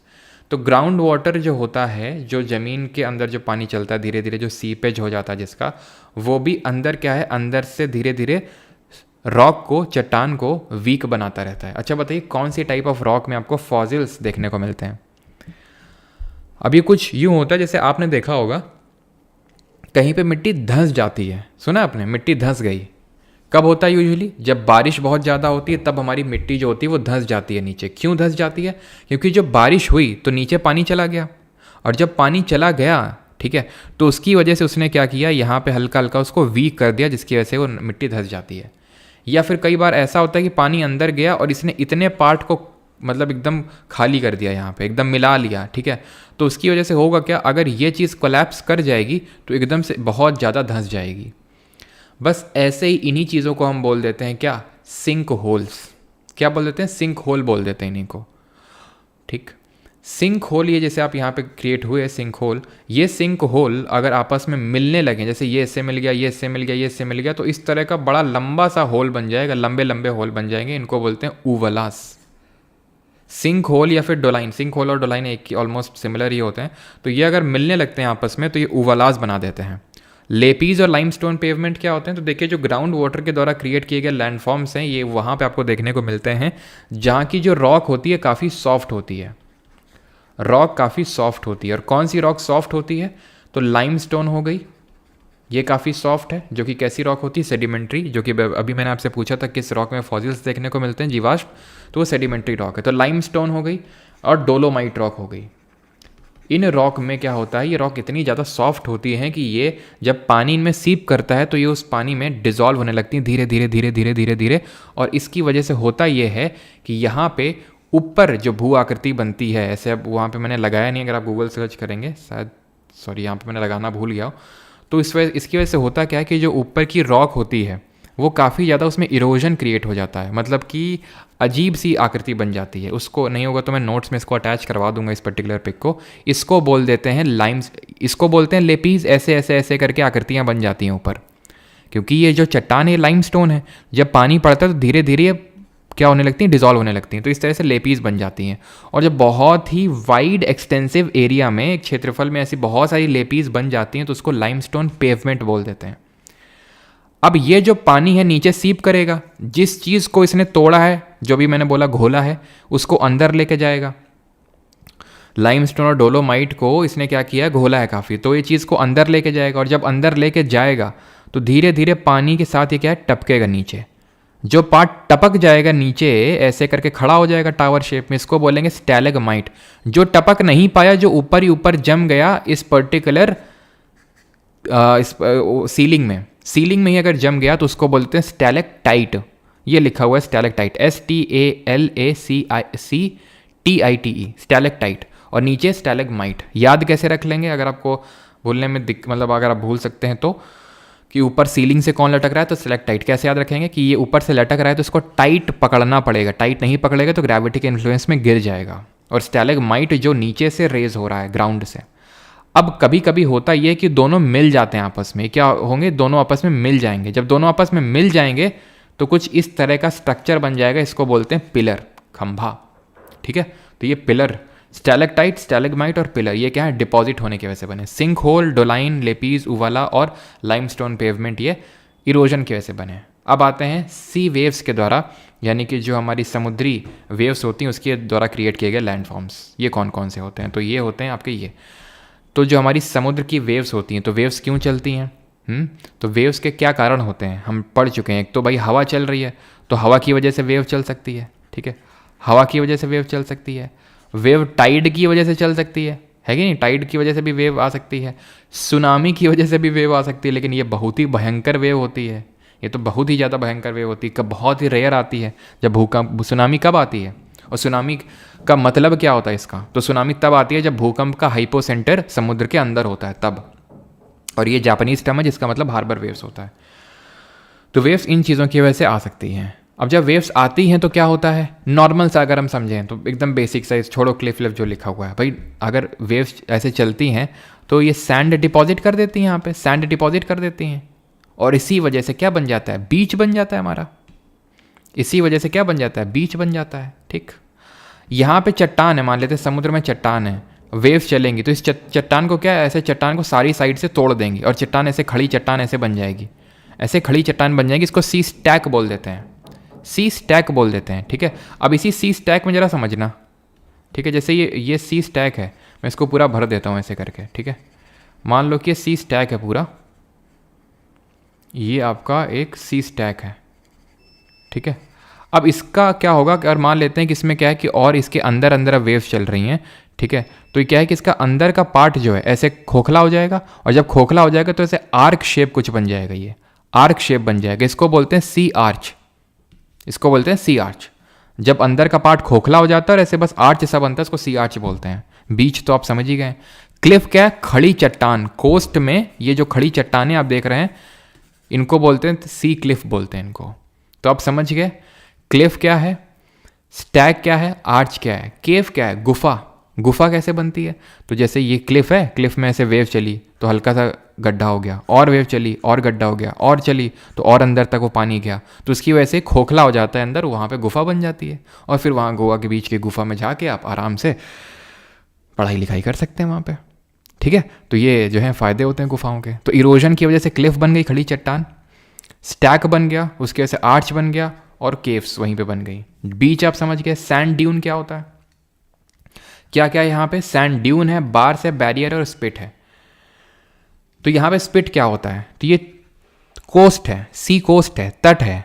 तट से ही जुड़ा एक ऐसा लंबा सा डिपॉजिट अगर हो जाता है, किसका? यही रेती वगैरह का, तो इसको बोलते हैं सैंड का, तो उसको सैंड स्पिट बोलते हैं।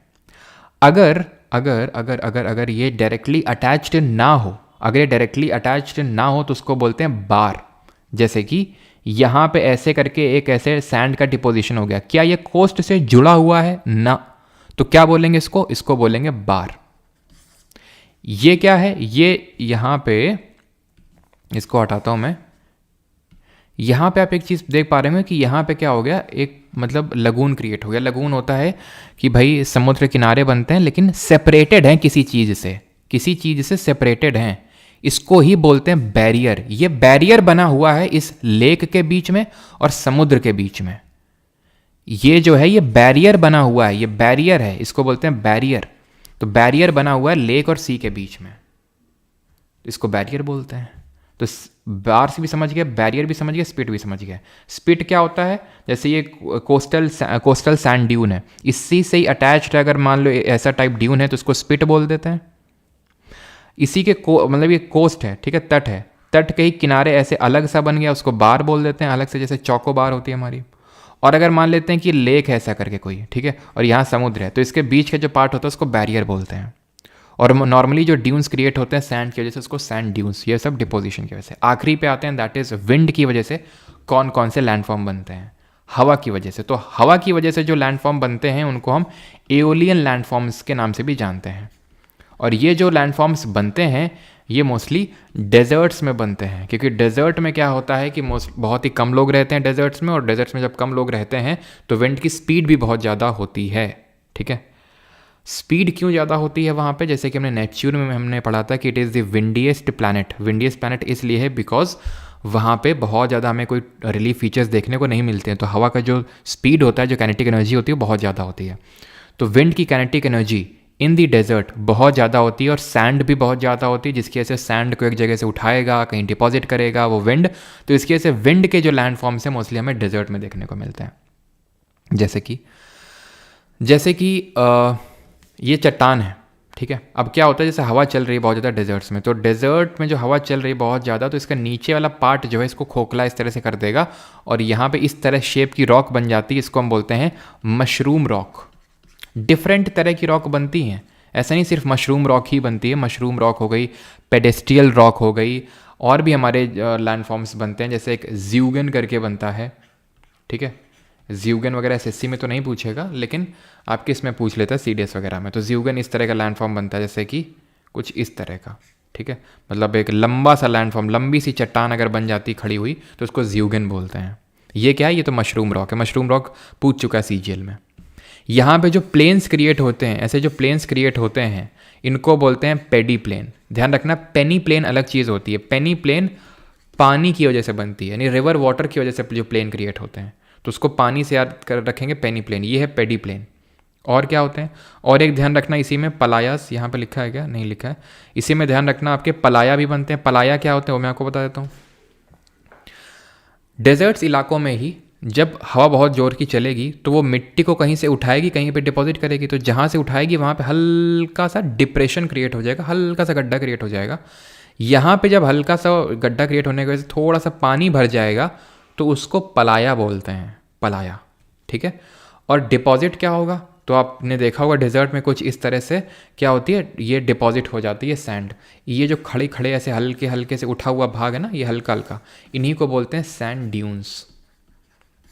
और ये क्रिएट हो जाते हैं, इनको बोलते हैं बर्चन और सीफ। जब हवा जोर से चलती है तो सैंड जो है, कुछ मिट्टी जो है कुछ इस तरह से खुद को डिपॉजिट कर लेती है, इसको बोलते हैं बर्चन या फिर बर्कन, जो भी इसको प्रोनाउंस करते हो। और अगर इसमें एक विंग, मतलब एक ऐसे समझ लो जैसे नहीं ठाकुर का एक हाथ मिसिंग है, तो वैसे ही इसका एक जो विंग है वो मिसिंग है, एक विंग इसका मिसिंग है, इसको बोलते हैं सीफ। तो बर्चन और सीफ में बस यही अंतर होता है कि इसमें दोनों ऐसे ऐसे करके होते हैं और इसमें एक हाथ मिसिंग होता है, सीफ उसको बोलते हैं। तो बर्चन और सीफ, क्लियर। तो लेक्चर होता है यहाँ पे हमारा ख़त्म, शॉर्ट सा लेक्चर था। आप करेंगे क्वेश्चंस इस टॉपिक पे बेस्ड। ये थोड़ा सा मतलब हल्का सा इसमें देखना है, इसमें लोड मत लेना इस टॉपिक पे ज़्यादा, धीरे धीरे धीरे मैंने समझाने की अपनी पूरी कोशिश करी है कि सो दैट आपको ज़्यादा से ज़्यादा चीज़ें रटनी ना पड़े, मैं आपको समझा दूँ यहीं पे, और थोड़ा बहुत तो आपको अपने साइड से एफर्ट मारना ही होगा। चलिए पहला क्वेश्चन करिए। विच of the following is the scientific discipline concerned with the description and classification of the earth topographic features. Sir please Parmar 3.2 H की रिकॉर्डेड क्लासेस की वीडियो क्वालिटी 1080p रखा करिए। ठीक है चंद्रशेखर, अभी इस लेक्चर में तो मैं नहीं बोल सकता हूँ क्योंकि शायद मुझे कुछ लैपटॉप पे सेटिंग वगैरह भी करनी पड़ेंगी शायद, है ना।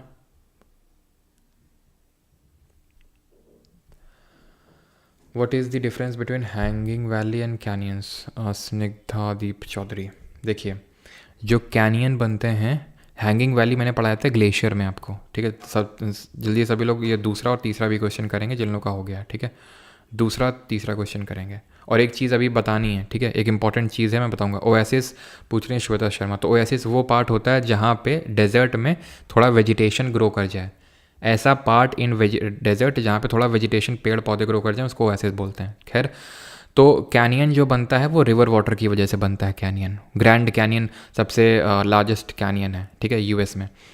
जो हैंगिंग वैली, लटकती हुई वैली, वो ग्लेशियर की वजह से बनती है, ग्लेशियर लैंडफॉर्म है। तो कैनियन और गॉर्ज में अगर आप मुझसे डिफरेंस पूछे तो ज़्यादा बेटर रहता है ना, जो कि मैंने बता दिया था पहले। खैर यहाँ पे अगर हम बात करें तो इट इज़ एक सेकेंड, जियोमॉर्फोलॉजी होगा इसका, option number A. Which of the following is a characteristic feature of a desert landscape? तो डेजर्ट में क्या बनते हैं आपके, डेजर्ट में बर्चन और ड्यून्स बनेंगे, यू शेप्ड वैली बनेगी ग्लेशियर में, ये बनेगी आपकी रिवर में, रिवर वाटर की वजह से, मियांडरिंग भी होती है रिवर वाटर की वजह से। थर्ड क्वेश्चन है, अब ये ध्यान से समझिएगा, dash plains are formed due to the weathering of soluble rocks such as limestone and dolomite. तो लाइमस्टोन और डोलोमाइट जो रॉक्स होती हैं, सॉफ्ट रॉक्स होती हैं, इनमें कौन से लैंडफॉर्म्स बनते हैं? तो सर ये तो ग्लेशियर तो होगा नहीं, डेजर्ट में भी नहीं बनते, डेजर्ट में तो विंड गियर से बनते हैं, इनको बोलते हैं कार्स्ट टोपोग्राफी। एक चीज़ को ध्यान रखिएगा, इस चीज़ को यहाँ पे नोट करिएगा, नोट्स में तो आपको मिलेगा ही, कि ये जो हमारे ग्राउंड वाटर लैंडफॉर्म्स होते हैं इनको हम कास्ट टोपोग्राफी बोलते हैं। यहाँ पे आपने नोटिस भी किया होगा, लिखा होगा यहाँ पे, अगर आप ध्यान से नोटिस किए होंगे तो यहाँ पे लिखा भी था कास्ट टोपोग्राफी। क्यों बोलते हैं karst topography ground water landforms को? इसलिए बोलते हैं क्योंकि जो ग्राउंड वाटर लैंडफॉर्म्स हैं ये हमें एक कार्स्ट रीजन पड़ता है, मेडिटेरेनियन सी के पास, भूमध्य सागर के पास, सदर्न यूरोप में एक रीजन पड़ता है, एक क्षेत्र पड़ता है, उसको कार्स्ट रीजन बोलते हैं। वहाँ की चट्टानें, वहाँ की रॉक मोस्टली डोलोमाइट और लाइमस्टोन की बनी हुई है, इसलिए वहीं पे प्रोफाउंडली देखने को मिलता है। इसलिए उसी जगह के नाम पे इस लैंडफॉर्म का नाम पड़ गया कार्स्ट लैंडफॉर्म या फिर कार्स्ट टोपोग्राफी। समझ में आई बात? इंडिया में क्या देखने को मिलता है सर ये टोपोग्राफी? इंडिया में साउथ में जाने पे, जैसे आंध्रा वगैरह में आप जाएंगे तो वहाँ पे आपको ये ग्राउंड वाटर लैंडफॉर्म्स देखने को मिलेगी या फिर कास्ट टोपोग्राफी देखने को मिलेगी। समझ में आई आपको बात? तो इसका आंसर ऑप्शन नंबर बी होगा। अब इसको जरा रिकॉल करिए कि कास्ट टोपोग्राफी में हमने क्या क्या पढ़ा था, इरोजनल में क्या पढ़ा था, डिपोजिशन में क्या पढ़ा था। तो इरोजनल में जल्दी से याद करिए, एक तो हमने लेपीस पढ़े थे, लेपीस उसकी वजह से जो लाइमस्टोन के पेवमेंट क्रिएट हो रहे थे और सिंक होल गड्ढा बन रहा था, डोलाइन बन रहा था। जब ये मिल रहे थे तो क्या बन रहा था, उवाला बन रहा था, उवाला बन रहा था। डिपोजिशन लैंडफॉर्म की अगर हम बात करें तो डिपॉजिट क्या हो रहा था, ऊपर सीलिंग से लटक रहा था कौन, स्टैलेक्टाइट, टाइट पकड़ के, नीचे ग्राउंड से रेज हो रहा था स्टैलेगमाइट, और दोनों मिल रहे थे तो कहलाया जा रहा था पिलर, खंबा। ग्लेशियर की वजह से कौन से लैंडफॉर्म बन रहे थे जल्दी से बताइए? तो ग्लेशियर की वजह से, इरोजन की वजह से सर्क, सरक सरक के सर्क बन रहा था, ऐसे अड्डी सी बन रही थी, इसको सिरेटेड रिज या फिर अरीट बोल रहे थे, हॉर्न बन रहा था, हैंगिंग वैली बन रही थी, यू शेप्ड वैली बन रही थी। डिपोजिशन की वजह से रिस कर एस्कर बन रहा था, ठीक है। और अगर साइड में अगर वही रेस रेस कर वो ऐसे लंबे लंबे डिपॉजिट हो रहे थे तो मोरेन उसको बोल देते हैं। ओवल शेप का बनता है डोलाइन, आउट वॉश प्लेन, ये सब क्या होते हैं, ये सब डिपॉजिट की वजह से बनते हैं, ग्लेशियर की वजह से, ठीक है। Wearing away of landscape by different agents like wind, water, glacier, ice are called as, इसको बोलते हैं इरोजन या फिर कटाव। Wearing away of landscape by different agents like water, wind and ice. Weathering sir क्यों नहीं होगा? वेदरिंग का मतलब मैं आपको बता चुका हूँ, इन सितु प्रोसेस है, रॉक का टूटना, मिनरल्स का टूटना, उसको वेदरिंग बोलते हैं। मेटामॉर्फोसिस का मतलब होता है चेंज इन फॉर्म, ये हमने रॉक में पढ़ा था। मेटामॉर्फिक रॉक मेटामॉर्फोसिस से बनती है, क्रिस्टलाइजेशन से बनती है। और मेटामॉर्फिक रॉक में दो टर्म मैंने बताए थे एसोसिएटेड जो मेटामॉर्फिक रॉक से, वो कौन से दो टर्म्स हैं?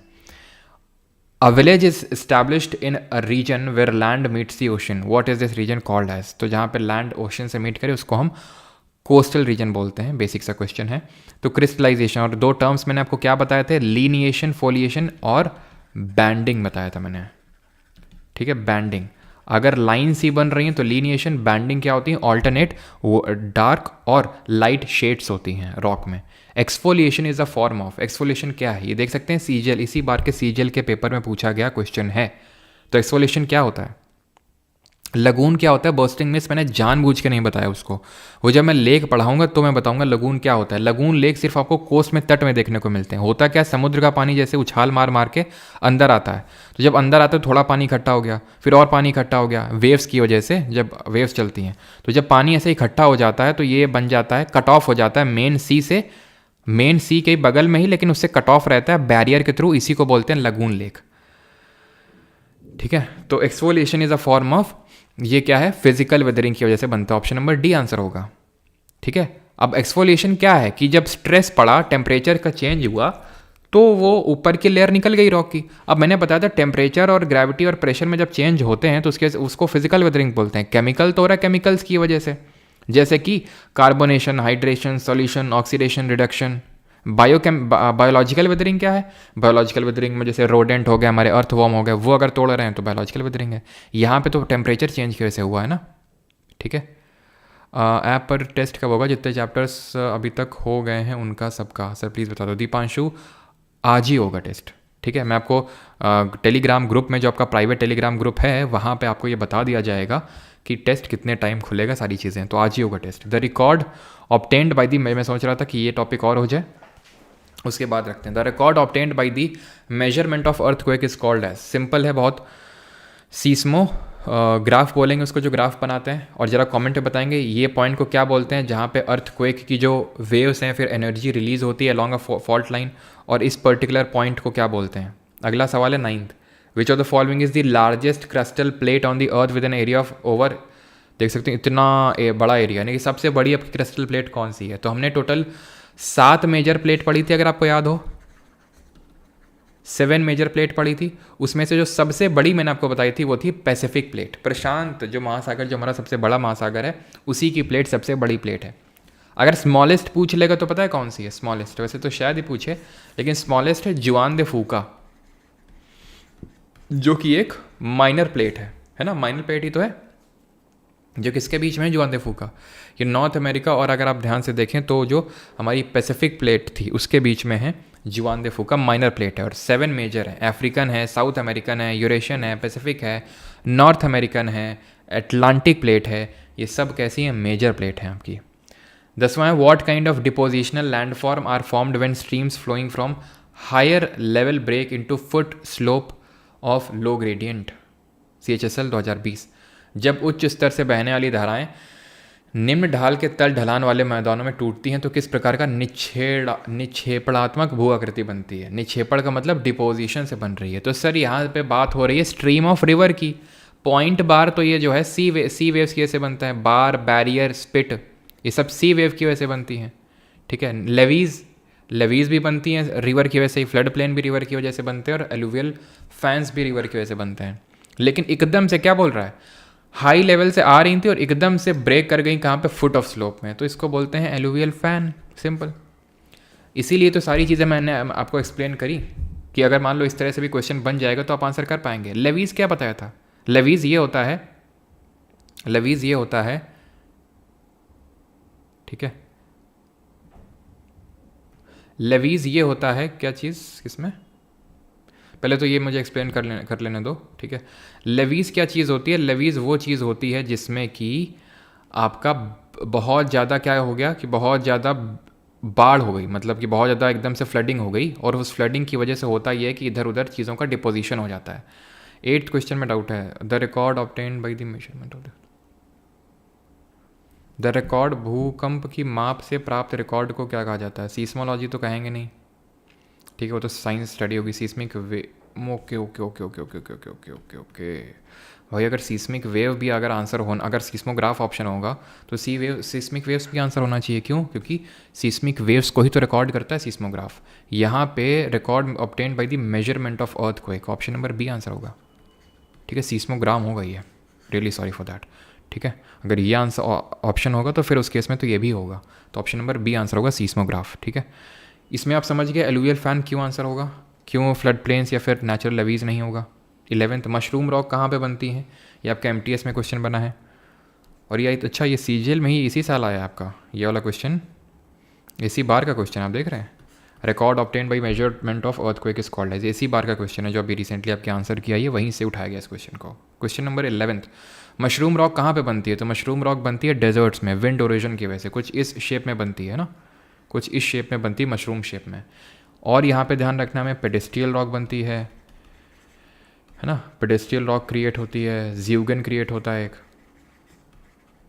ग्लेशियर से तो पढ़ चुके हैं, सी वेव से क्या बनती है, क्लिफ बनती है, केव बनती है, आर्क बनता है, और अच्छा ठीक है, सी वेव के ये सब इरोजन की वजह से बनते हैं। डिपोजिशन की वजह से बीच बनता है, बार, बैरियर, टोम्बोलो भी ध्यान रख लेना, एक टोम्बोलो का भी SSC ने तो नहीं पूछा, लेकिन हाँ CDS और CFF में पूछ चुका है टोम्बोलो करके। टोम्बोलो उसकी तरह होता है आपका, ये जो बार बैरियर स्पेट होते हैं उसी की तरह टोम्बोलो होता है एक, वो भी सी वेव की डिपोजिशन की वजह से बनता है। 13th है, not a broad mitigation technique of landslide, तो निम्नलिखित में से कौन सी भूस्खलन की व्यापक शमन तकनीक नहीं। तो जरा बताइए, लैंड स्लाइड किस तरह का एक मास मूवमेंट है, रैपिड है या फिर स्लो है।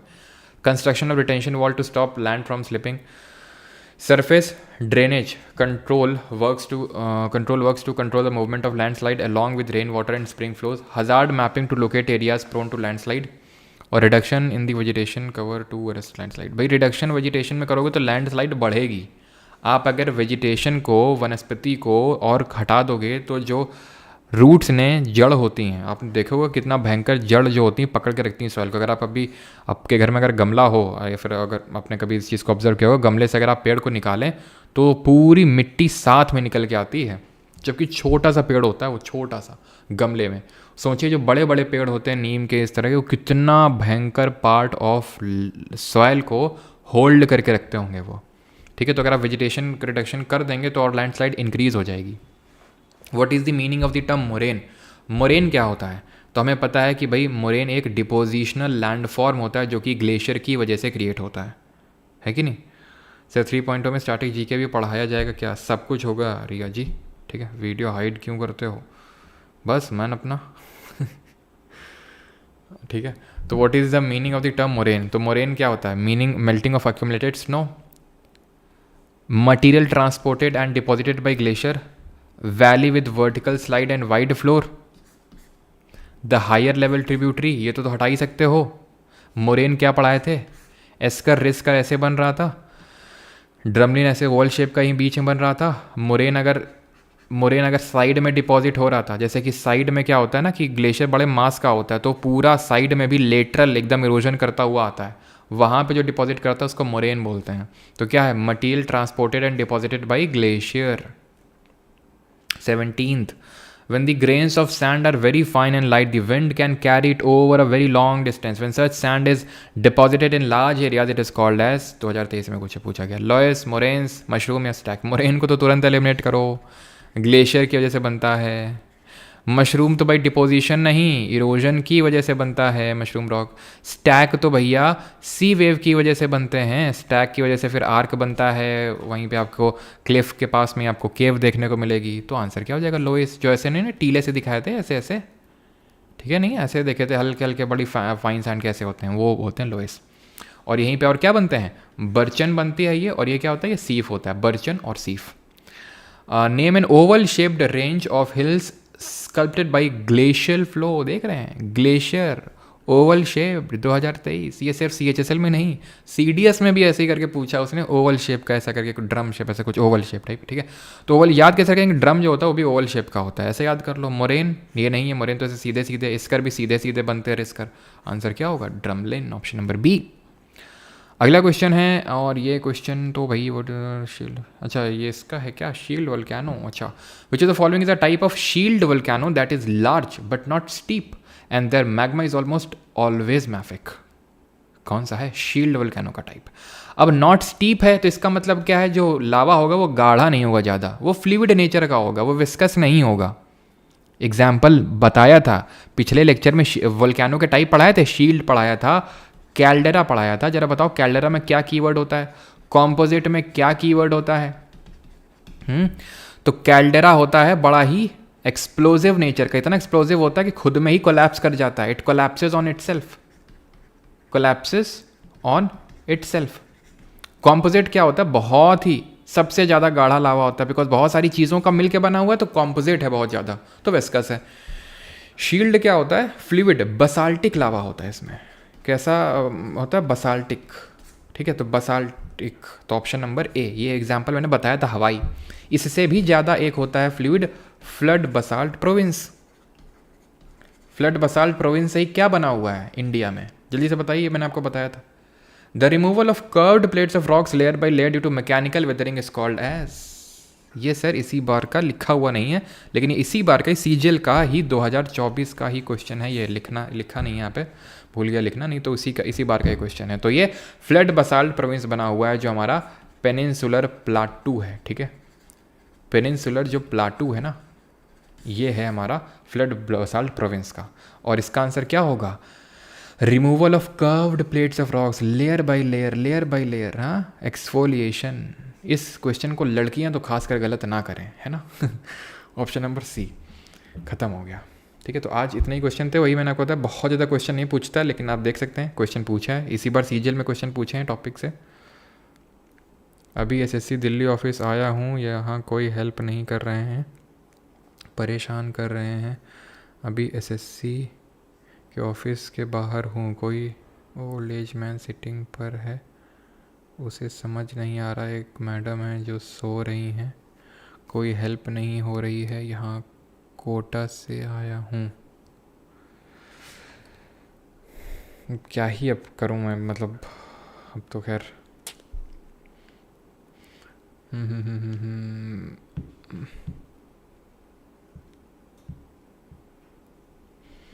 एक बार दीपेश वही ना बोल के देखो कि हमें मतलब थोड़ा सा अगर सॉफ्ट टोन से ना माने तो थोड़ा हार्ड टोन का भी यूज़ करना वहाँ पे, शायद आपकी बात सुनी जाए, है ना। क्योंकि सॉफ्ट टोन से फिर जब लोग नहीं सुनते हैं, क्योंकि सरकारी दफ्तरों में ऐसा ही होता है कि ठीक है बैठ जाइए, आ रहे होंगे, थोड़ी देर में हो जाएगा, उनसे मिल लीजिए, वहाँ पे जो ऑफिस नंबर उसमें बैठे हुए हैं, सीट नंबर उसमें बैठे हुए हैं, उनसे बात कर लीजिए, सब एक दूसरे पे टालते हैं। जब तक आप थोड़ा सा हल्का सा अपनी टोन ऊपर करके बात नहीं करेंगे तो चीज़ें नहीं सुनी जाती हैं। थोड़ा सा मतलब चीज़ें वर्ड्स का सही यूज़ करके, टोन को ऊपर करके अगर आप बात करेंगे तो शायद कुछ हो, ठीक है।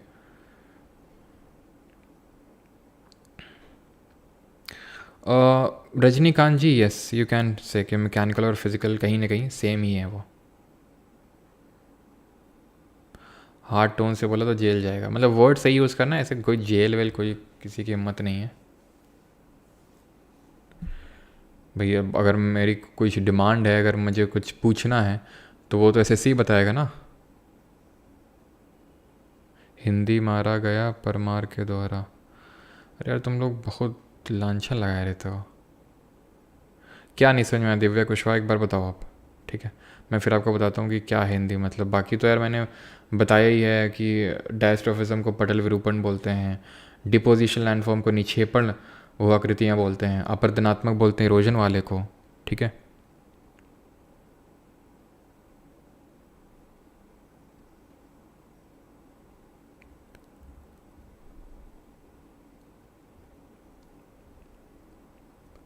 स्टैटिक जीके होगा, बिल्कुल होगा।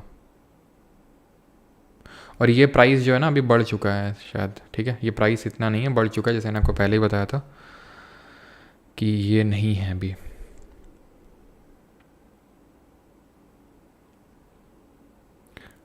चलिए, तो ये आज हमारा उतना बड़ा सा लेक्चर नहीं था, छोटा सा लेक्चर था। और लेकिन जो कल लेक्चर रहेगा वो काफ़ी इंपॉर्टेंट रहेगा। आज वाला तो था कि ठीक है थोड़े बहुत क्वेश्चन आते हैं, उसी हिसाब से मैंने आपको करवा दी चीज़ें, आपका बहुत ज़्यादा टाइम भी ना लगे। और उसमें से जितने क्वेश्चंस आपने देखे, जब भी हमारे सीजीएल के भी हम लोगों ने क्वेश्चन किए, ऑलमोस्ट सारे क्वेश्चंस बन गए हैं। अब हम करेंगे कल एटमॉस्फेयर। और मतलब ये है ना कि जैसे आज का लेक्चर आप में से काफ़ी लोगों को समझ में आ गया होगा आराम से, जब मैंने एंडोजेनिक मूवमेंट, एंडोजेनिक प्रोसेस बताया, एंडोजेनिक फोर्सेस बताया, क्योंकि आपने पिछले लेक्चर देखे थे और उनको नहीं समझ में आया होगा जिन लोगों ने पिछले लेक्चर नहीं देखे उनको। अब उसी तरह से अगर कल का आपने लेक्चर मिस किया तो आगे का जो लेक्चर है वो आपको समझ में आएगा, क्योंकि कल हम डिस्कस करेंगे एटमॉस्फेयर की लेयर्स क्या होती हैं, हीट बजट क्या होता है, और वाटर इन द एटमॉस्फेयर को डिस्कस करेंगे। ये सारी चीज़ें हम कंडेंसेशन, प्रेसिपिटेशन, इन चीज़ों को डिस्कस करने वाले हैं। तो प्लीज़ कल का लेक्चर मत मिस करिएगा, कि सो दैट आपको विंड, साइक्लोन और अगला लेक्चर है, अगले 2 लेक्चर में हमारी पूरी वर्ल्ड ज्योग्राफी खत्म हो जाने वाली है। कल का लेक्चर होगा atmosphere when water in the atmosphere, और अगला लेक्चर होगा जिसमें विंड, साइक्लोन और ओशन करंट के बारे में पढ़ेंगे। और फिर उसके बाद से यानी कि थर्सडे से हम लोग स्टार्ट करेंगे इंडिया या फिर Indian geography, India and its location से। ठीक है, तो वर्ल्ड ज्योग्राफी मुझे पता है कि काफ़ी लोगों को बोरिंग सा लगता है कि क्या कैसे सारी चीज़ें हो रही हैं, लेकिन भाई क्वेश्चन पूछ लेता है और वो पता चला आपके शिफ्ट में एक ही क्वेश्चन, मतलब मान लेते हैं कि ज्योग्राफी के 3 क्वेश्चन आए और वो तीनों ही वर्ल्ड ज्योग्राफी हुए, तो आप पे तो उसका जोर नहीं है ना उस चीज़ का। तो सारी चीज़ों को लेके चलना है। अगर आप 2025 एग्ज़ाम को टारगेट कर रहे हैं तो आपके पास टाइम है, और टाइम है तो उसको फिर जुडिशली यूज़ करिए, रिवीजन करिए। काफ़ी लोग पूछते हैं सर जीके में कितने घंटे टाइम दें, तो घंटे मैटर नहीं करता कि आप कितना टाइम दे रहे हो, बस ये है कि भाई अगली क्लास में चीज़ों को रिवाइज़ करके आओ। और बस ये है कि भाई वीक ख़त्म होते होते मेरे सारे लेक्चर्स हो जाने चाहिए, मेरा बैकलॉग ना बने और मेरा सारी चीज़ें रिवाइज हो जानी चाहिए। आज आपके जो लोग भी एप्लीकेशन पे एनरोल्ड हैं, ठीक है, जो लोग भी एप्लीकेशन पे एनरोल्ड हैं उनके लिए टेस्ट होगा वहाँ पे शायद, ठीक है, मोस्ट प्रॉब्ली मैं आपको प्राइवेट टेलीग्राम चैनल पे बता दूंगा। प्राइवेट चैनल को कैसे ज्वाइन करें, लिंक अंदर ही होता है जहाँ पे आप होते हो, ठीक है। अरे भैया कोर्स लेना है अभी तो 999 कर दो। चलो ठीक है, मैं अभी इसको, अभी तो ज़्यादा मिलेगा, घटवा देता हूँ इसको मैं, अभी तो ज़्यादा ही मिलेगा, ठीक है, लेकिन इसको मैं घटवा दूंगा। जिन लोगों को आज लेना है तो ले सकते हैं, ठीक है, नहीं फिर कल जो है बढ़ जाएगा, ध्यान रखिएगा। फिर अगर मैं बात करूँ तो क्या चीज़ है, टेस्ट होगा आज आप लोगों का मोस्ट प्रोबेबली, आज नहीं तो कल, लेकिन मैं आपको बता दूंगा, ठीक है, कि कब होगा। टेलीग्राम ग्रुप पे कूपन नहीं है इसमें, मैं बता चुका हूँ कि कूपन मैं वही 1200 पहले प्राइस था पिछले बैच का, इस बार मैंने अपने आप 1000 उसको कर दिया है। वही मैं 1200 रख के कूपन दे देता तो बात एक ही होती है, कोई कूपन मेरे ही हाथ में होता है, मैं प्राइस बढ़ा के कूपन दे दूंगा, बात वही होती है सारी चीज़ें, ठीक है।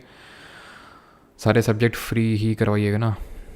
चलिए भाई, एक बार एंडोजेनिक की डेफिनेशन समझा दो वेद प्रकाश। एंडोजेनिक का डेफिनेशन ये होता है बॉडी, बॉडी बोल रहा हूँ, एंडोजेनिक का मतलब ये होता है कि वो फोर्सेस जो हमारी अर्थ सरफेस में चीज़ों को अपलिफ्ट कर रहे हैं, मूव कर रहे हैं, एलिवेट कर रहे हैं, यानी कि उनको बना रहे हैं। एंडोजेनिक बनाते हैं, एक्सोजेनिक बिगाड़ते हैं। हिमालय की ऊंचाई 1 सेंटीमीटर पर ईयर के दर से बढ़ रही है, क्यों? क्योंकि उसमें एंडोजेनिक ज़्यादा लग रहे होंगे एक्सोजेनिक के कंपैरिजन में। अरावली की हाइट डिक्रीज़ हो रही है, क्यों? क्योंकि उसमें एक्सोजेनिक बाहर के जो बल हैं वो ज़्यादा लग रहे होंगे एंडोजेनिक के कंपैरिजन में। अगर अरावली में सोचो एंडोजेनिक लगता ही ना, तो अभी तक वो पूरी तरह पटल हो चुका होता, समतल हो चुका होता, लेकिन कुछ तो एंडोजेनिक लग रहा होगा थोड़ा थोड़ा, जिसकी वजह से अभी भी उसकी हाइट थोड़ी तो एटलीस्ट मेंटेन है। तो हर जगह दोनों लगते हैं, लेकिन कौन सा ज़्यादा लगता है ये मैटर करता है, ठीक है। थैंक यू, मिलते हैं कल।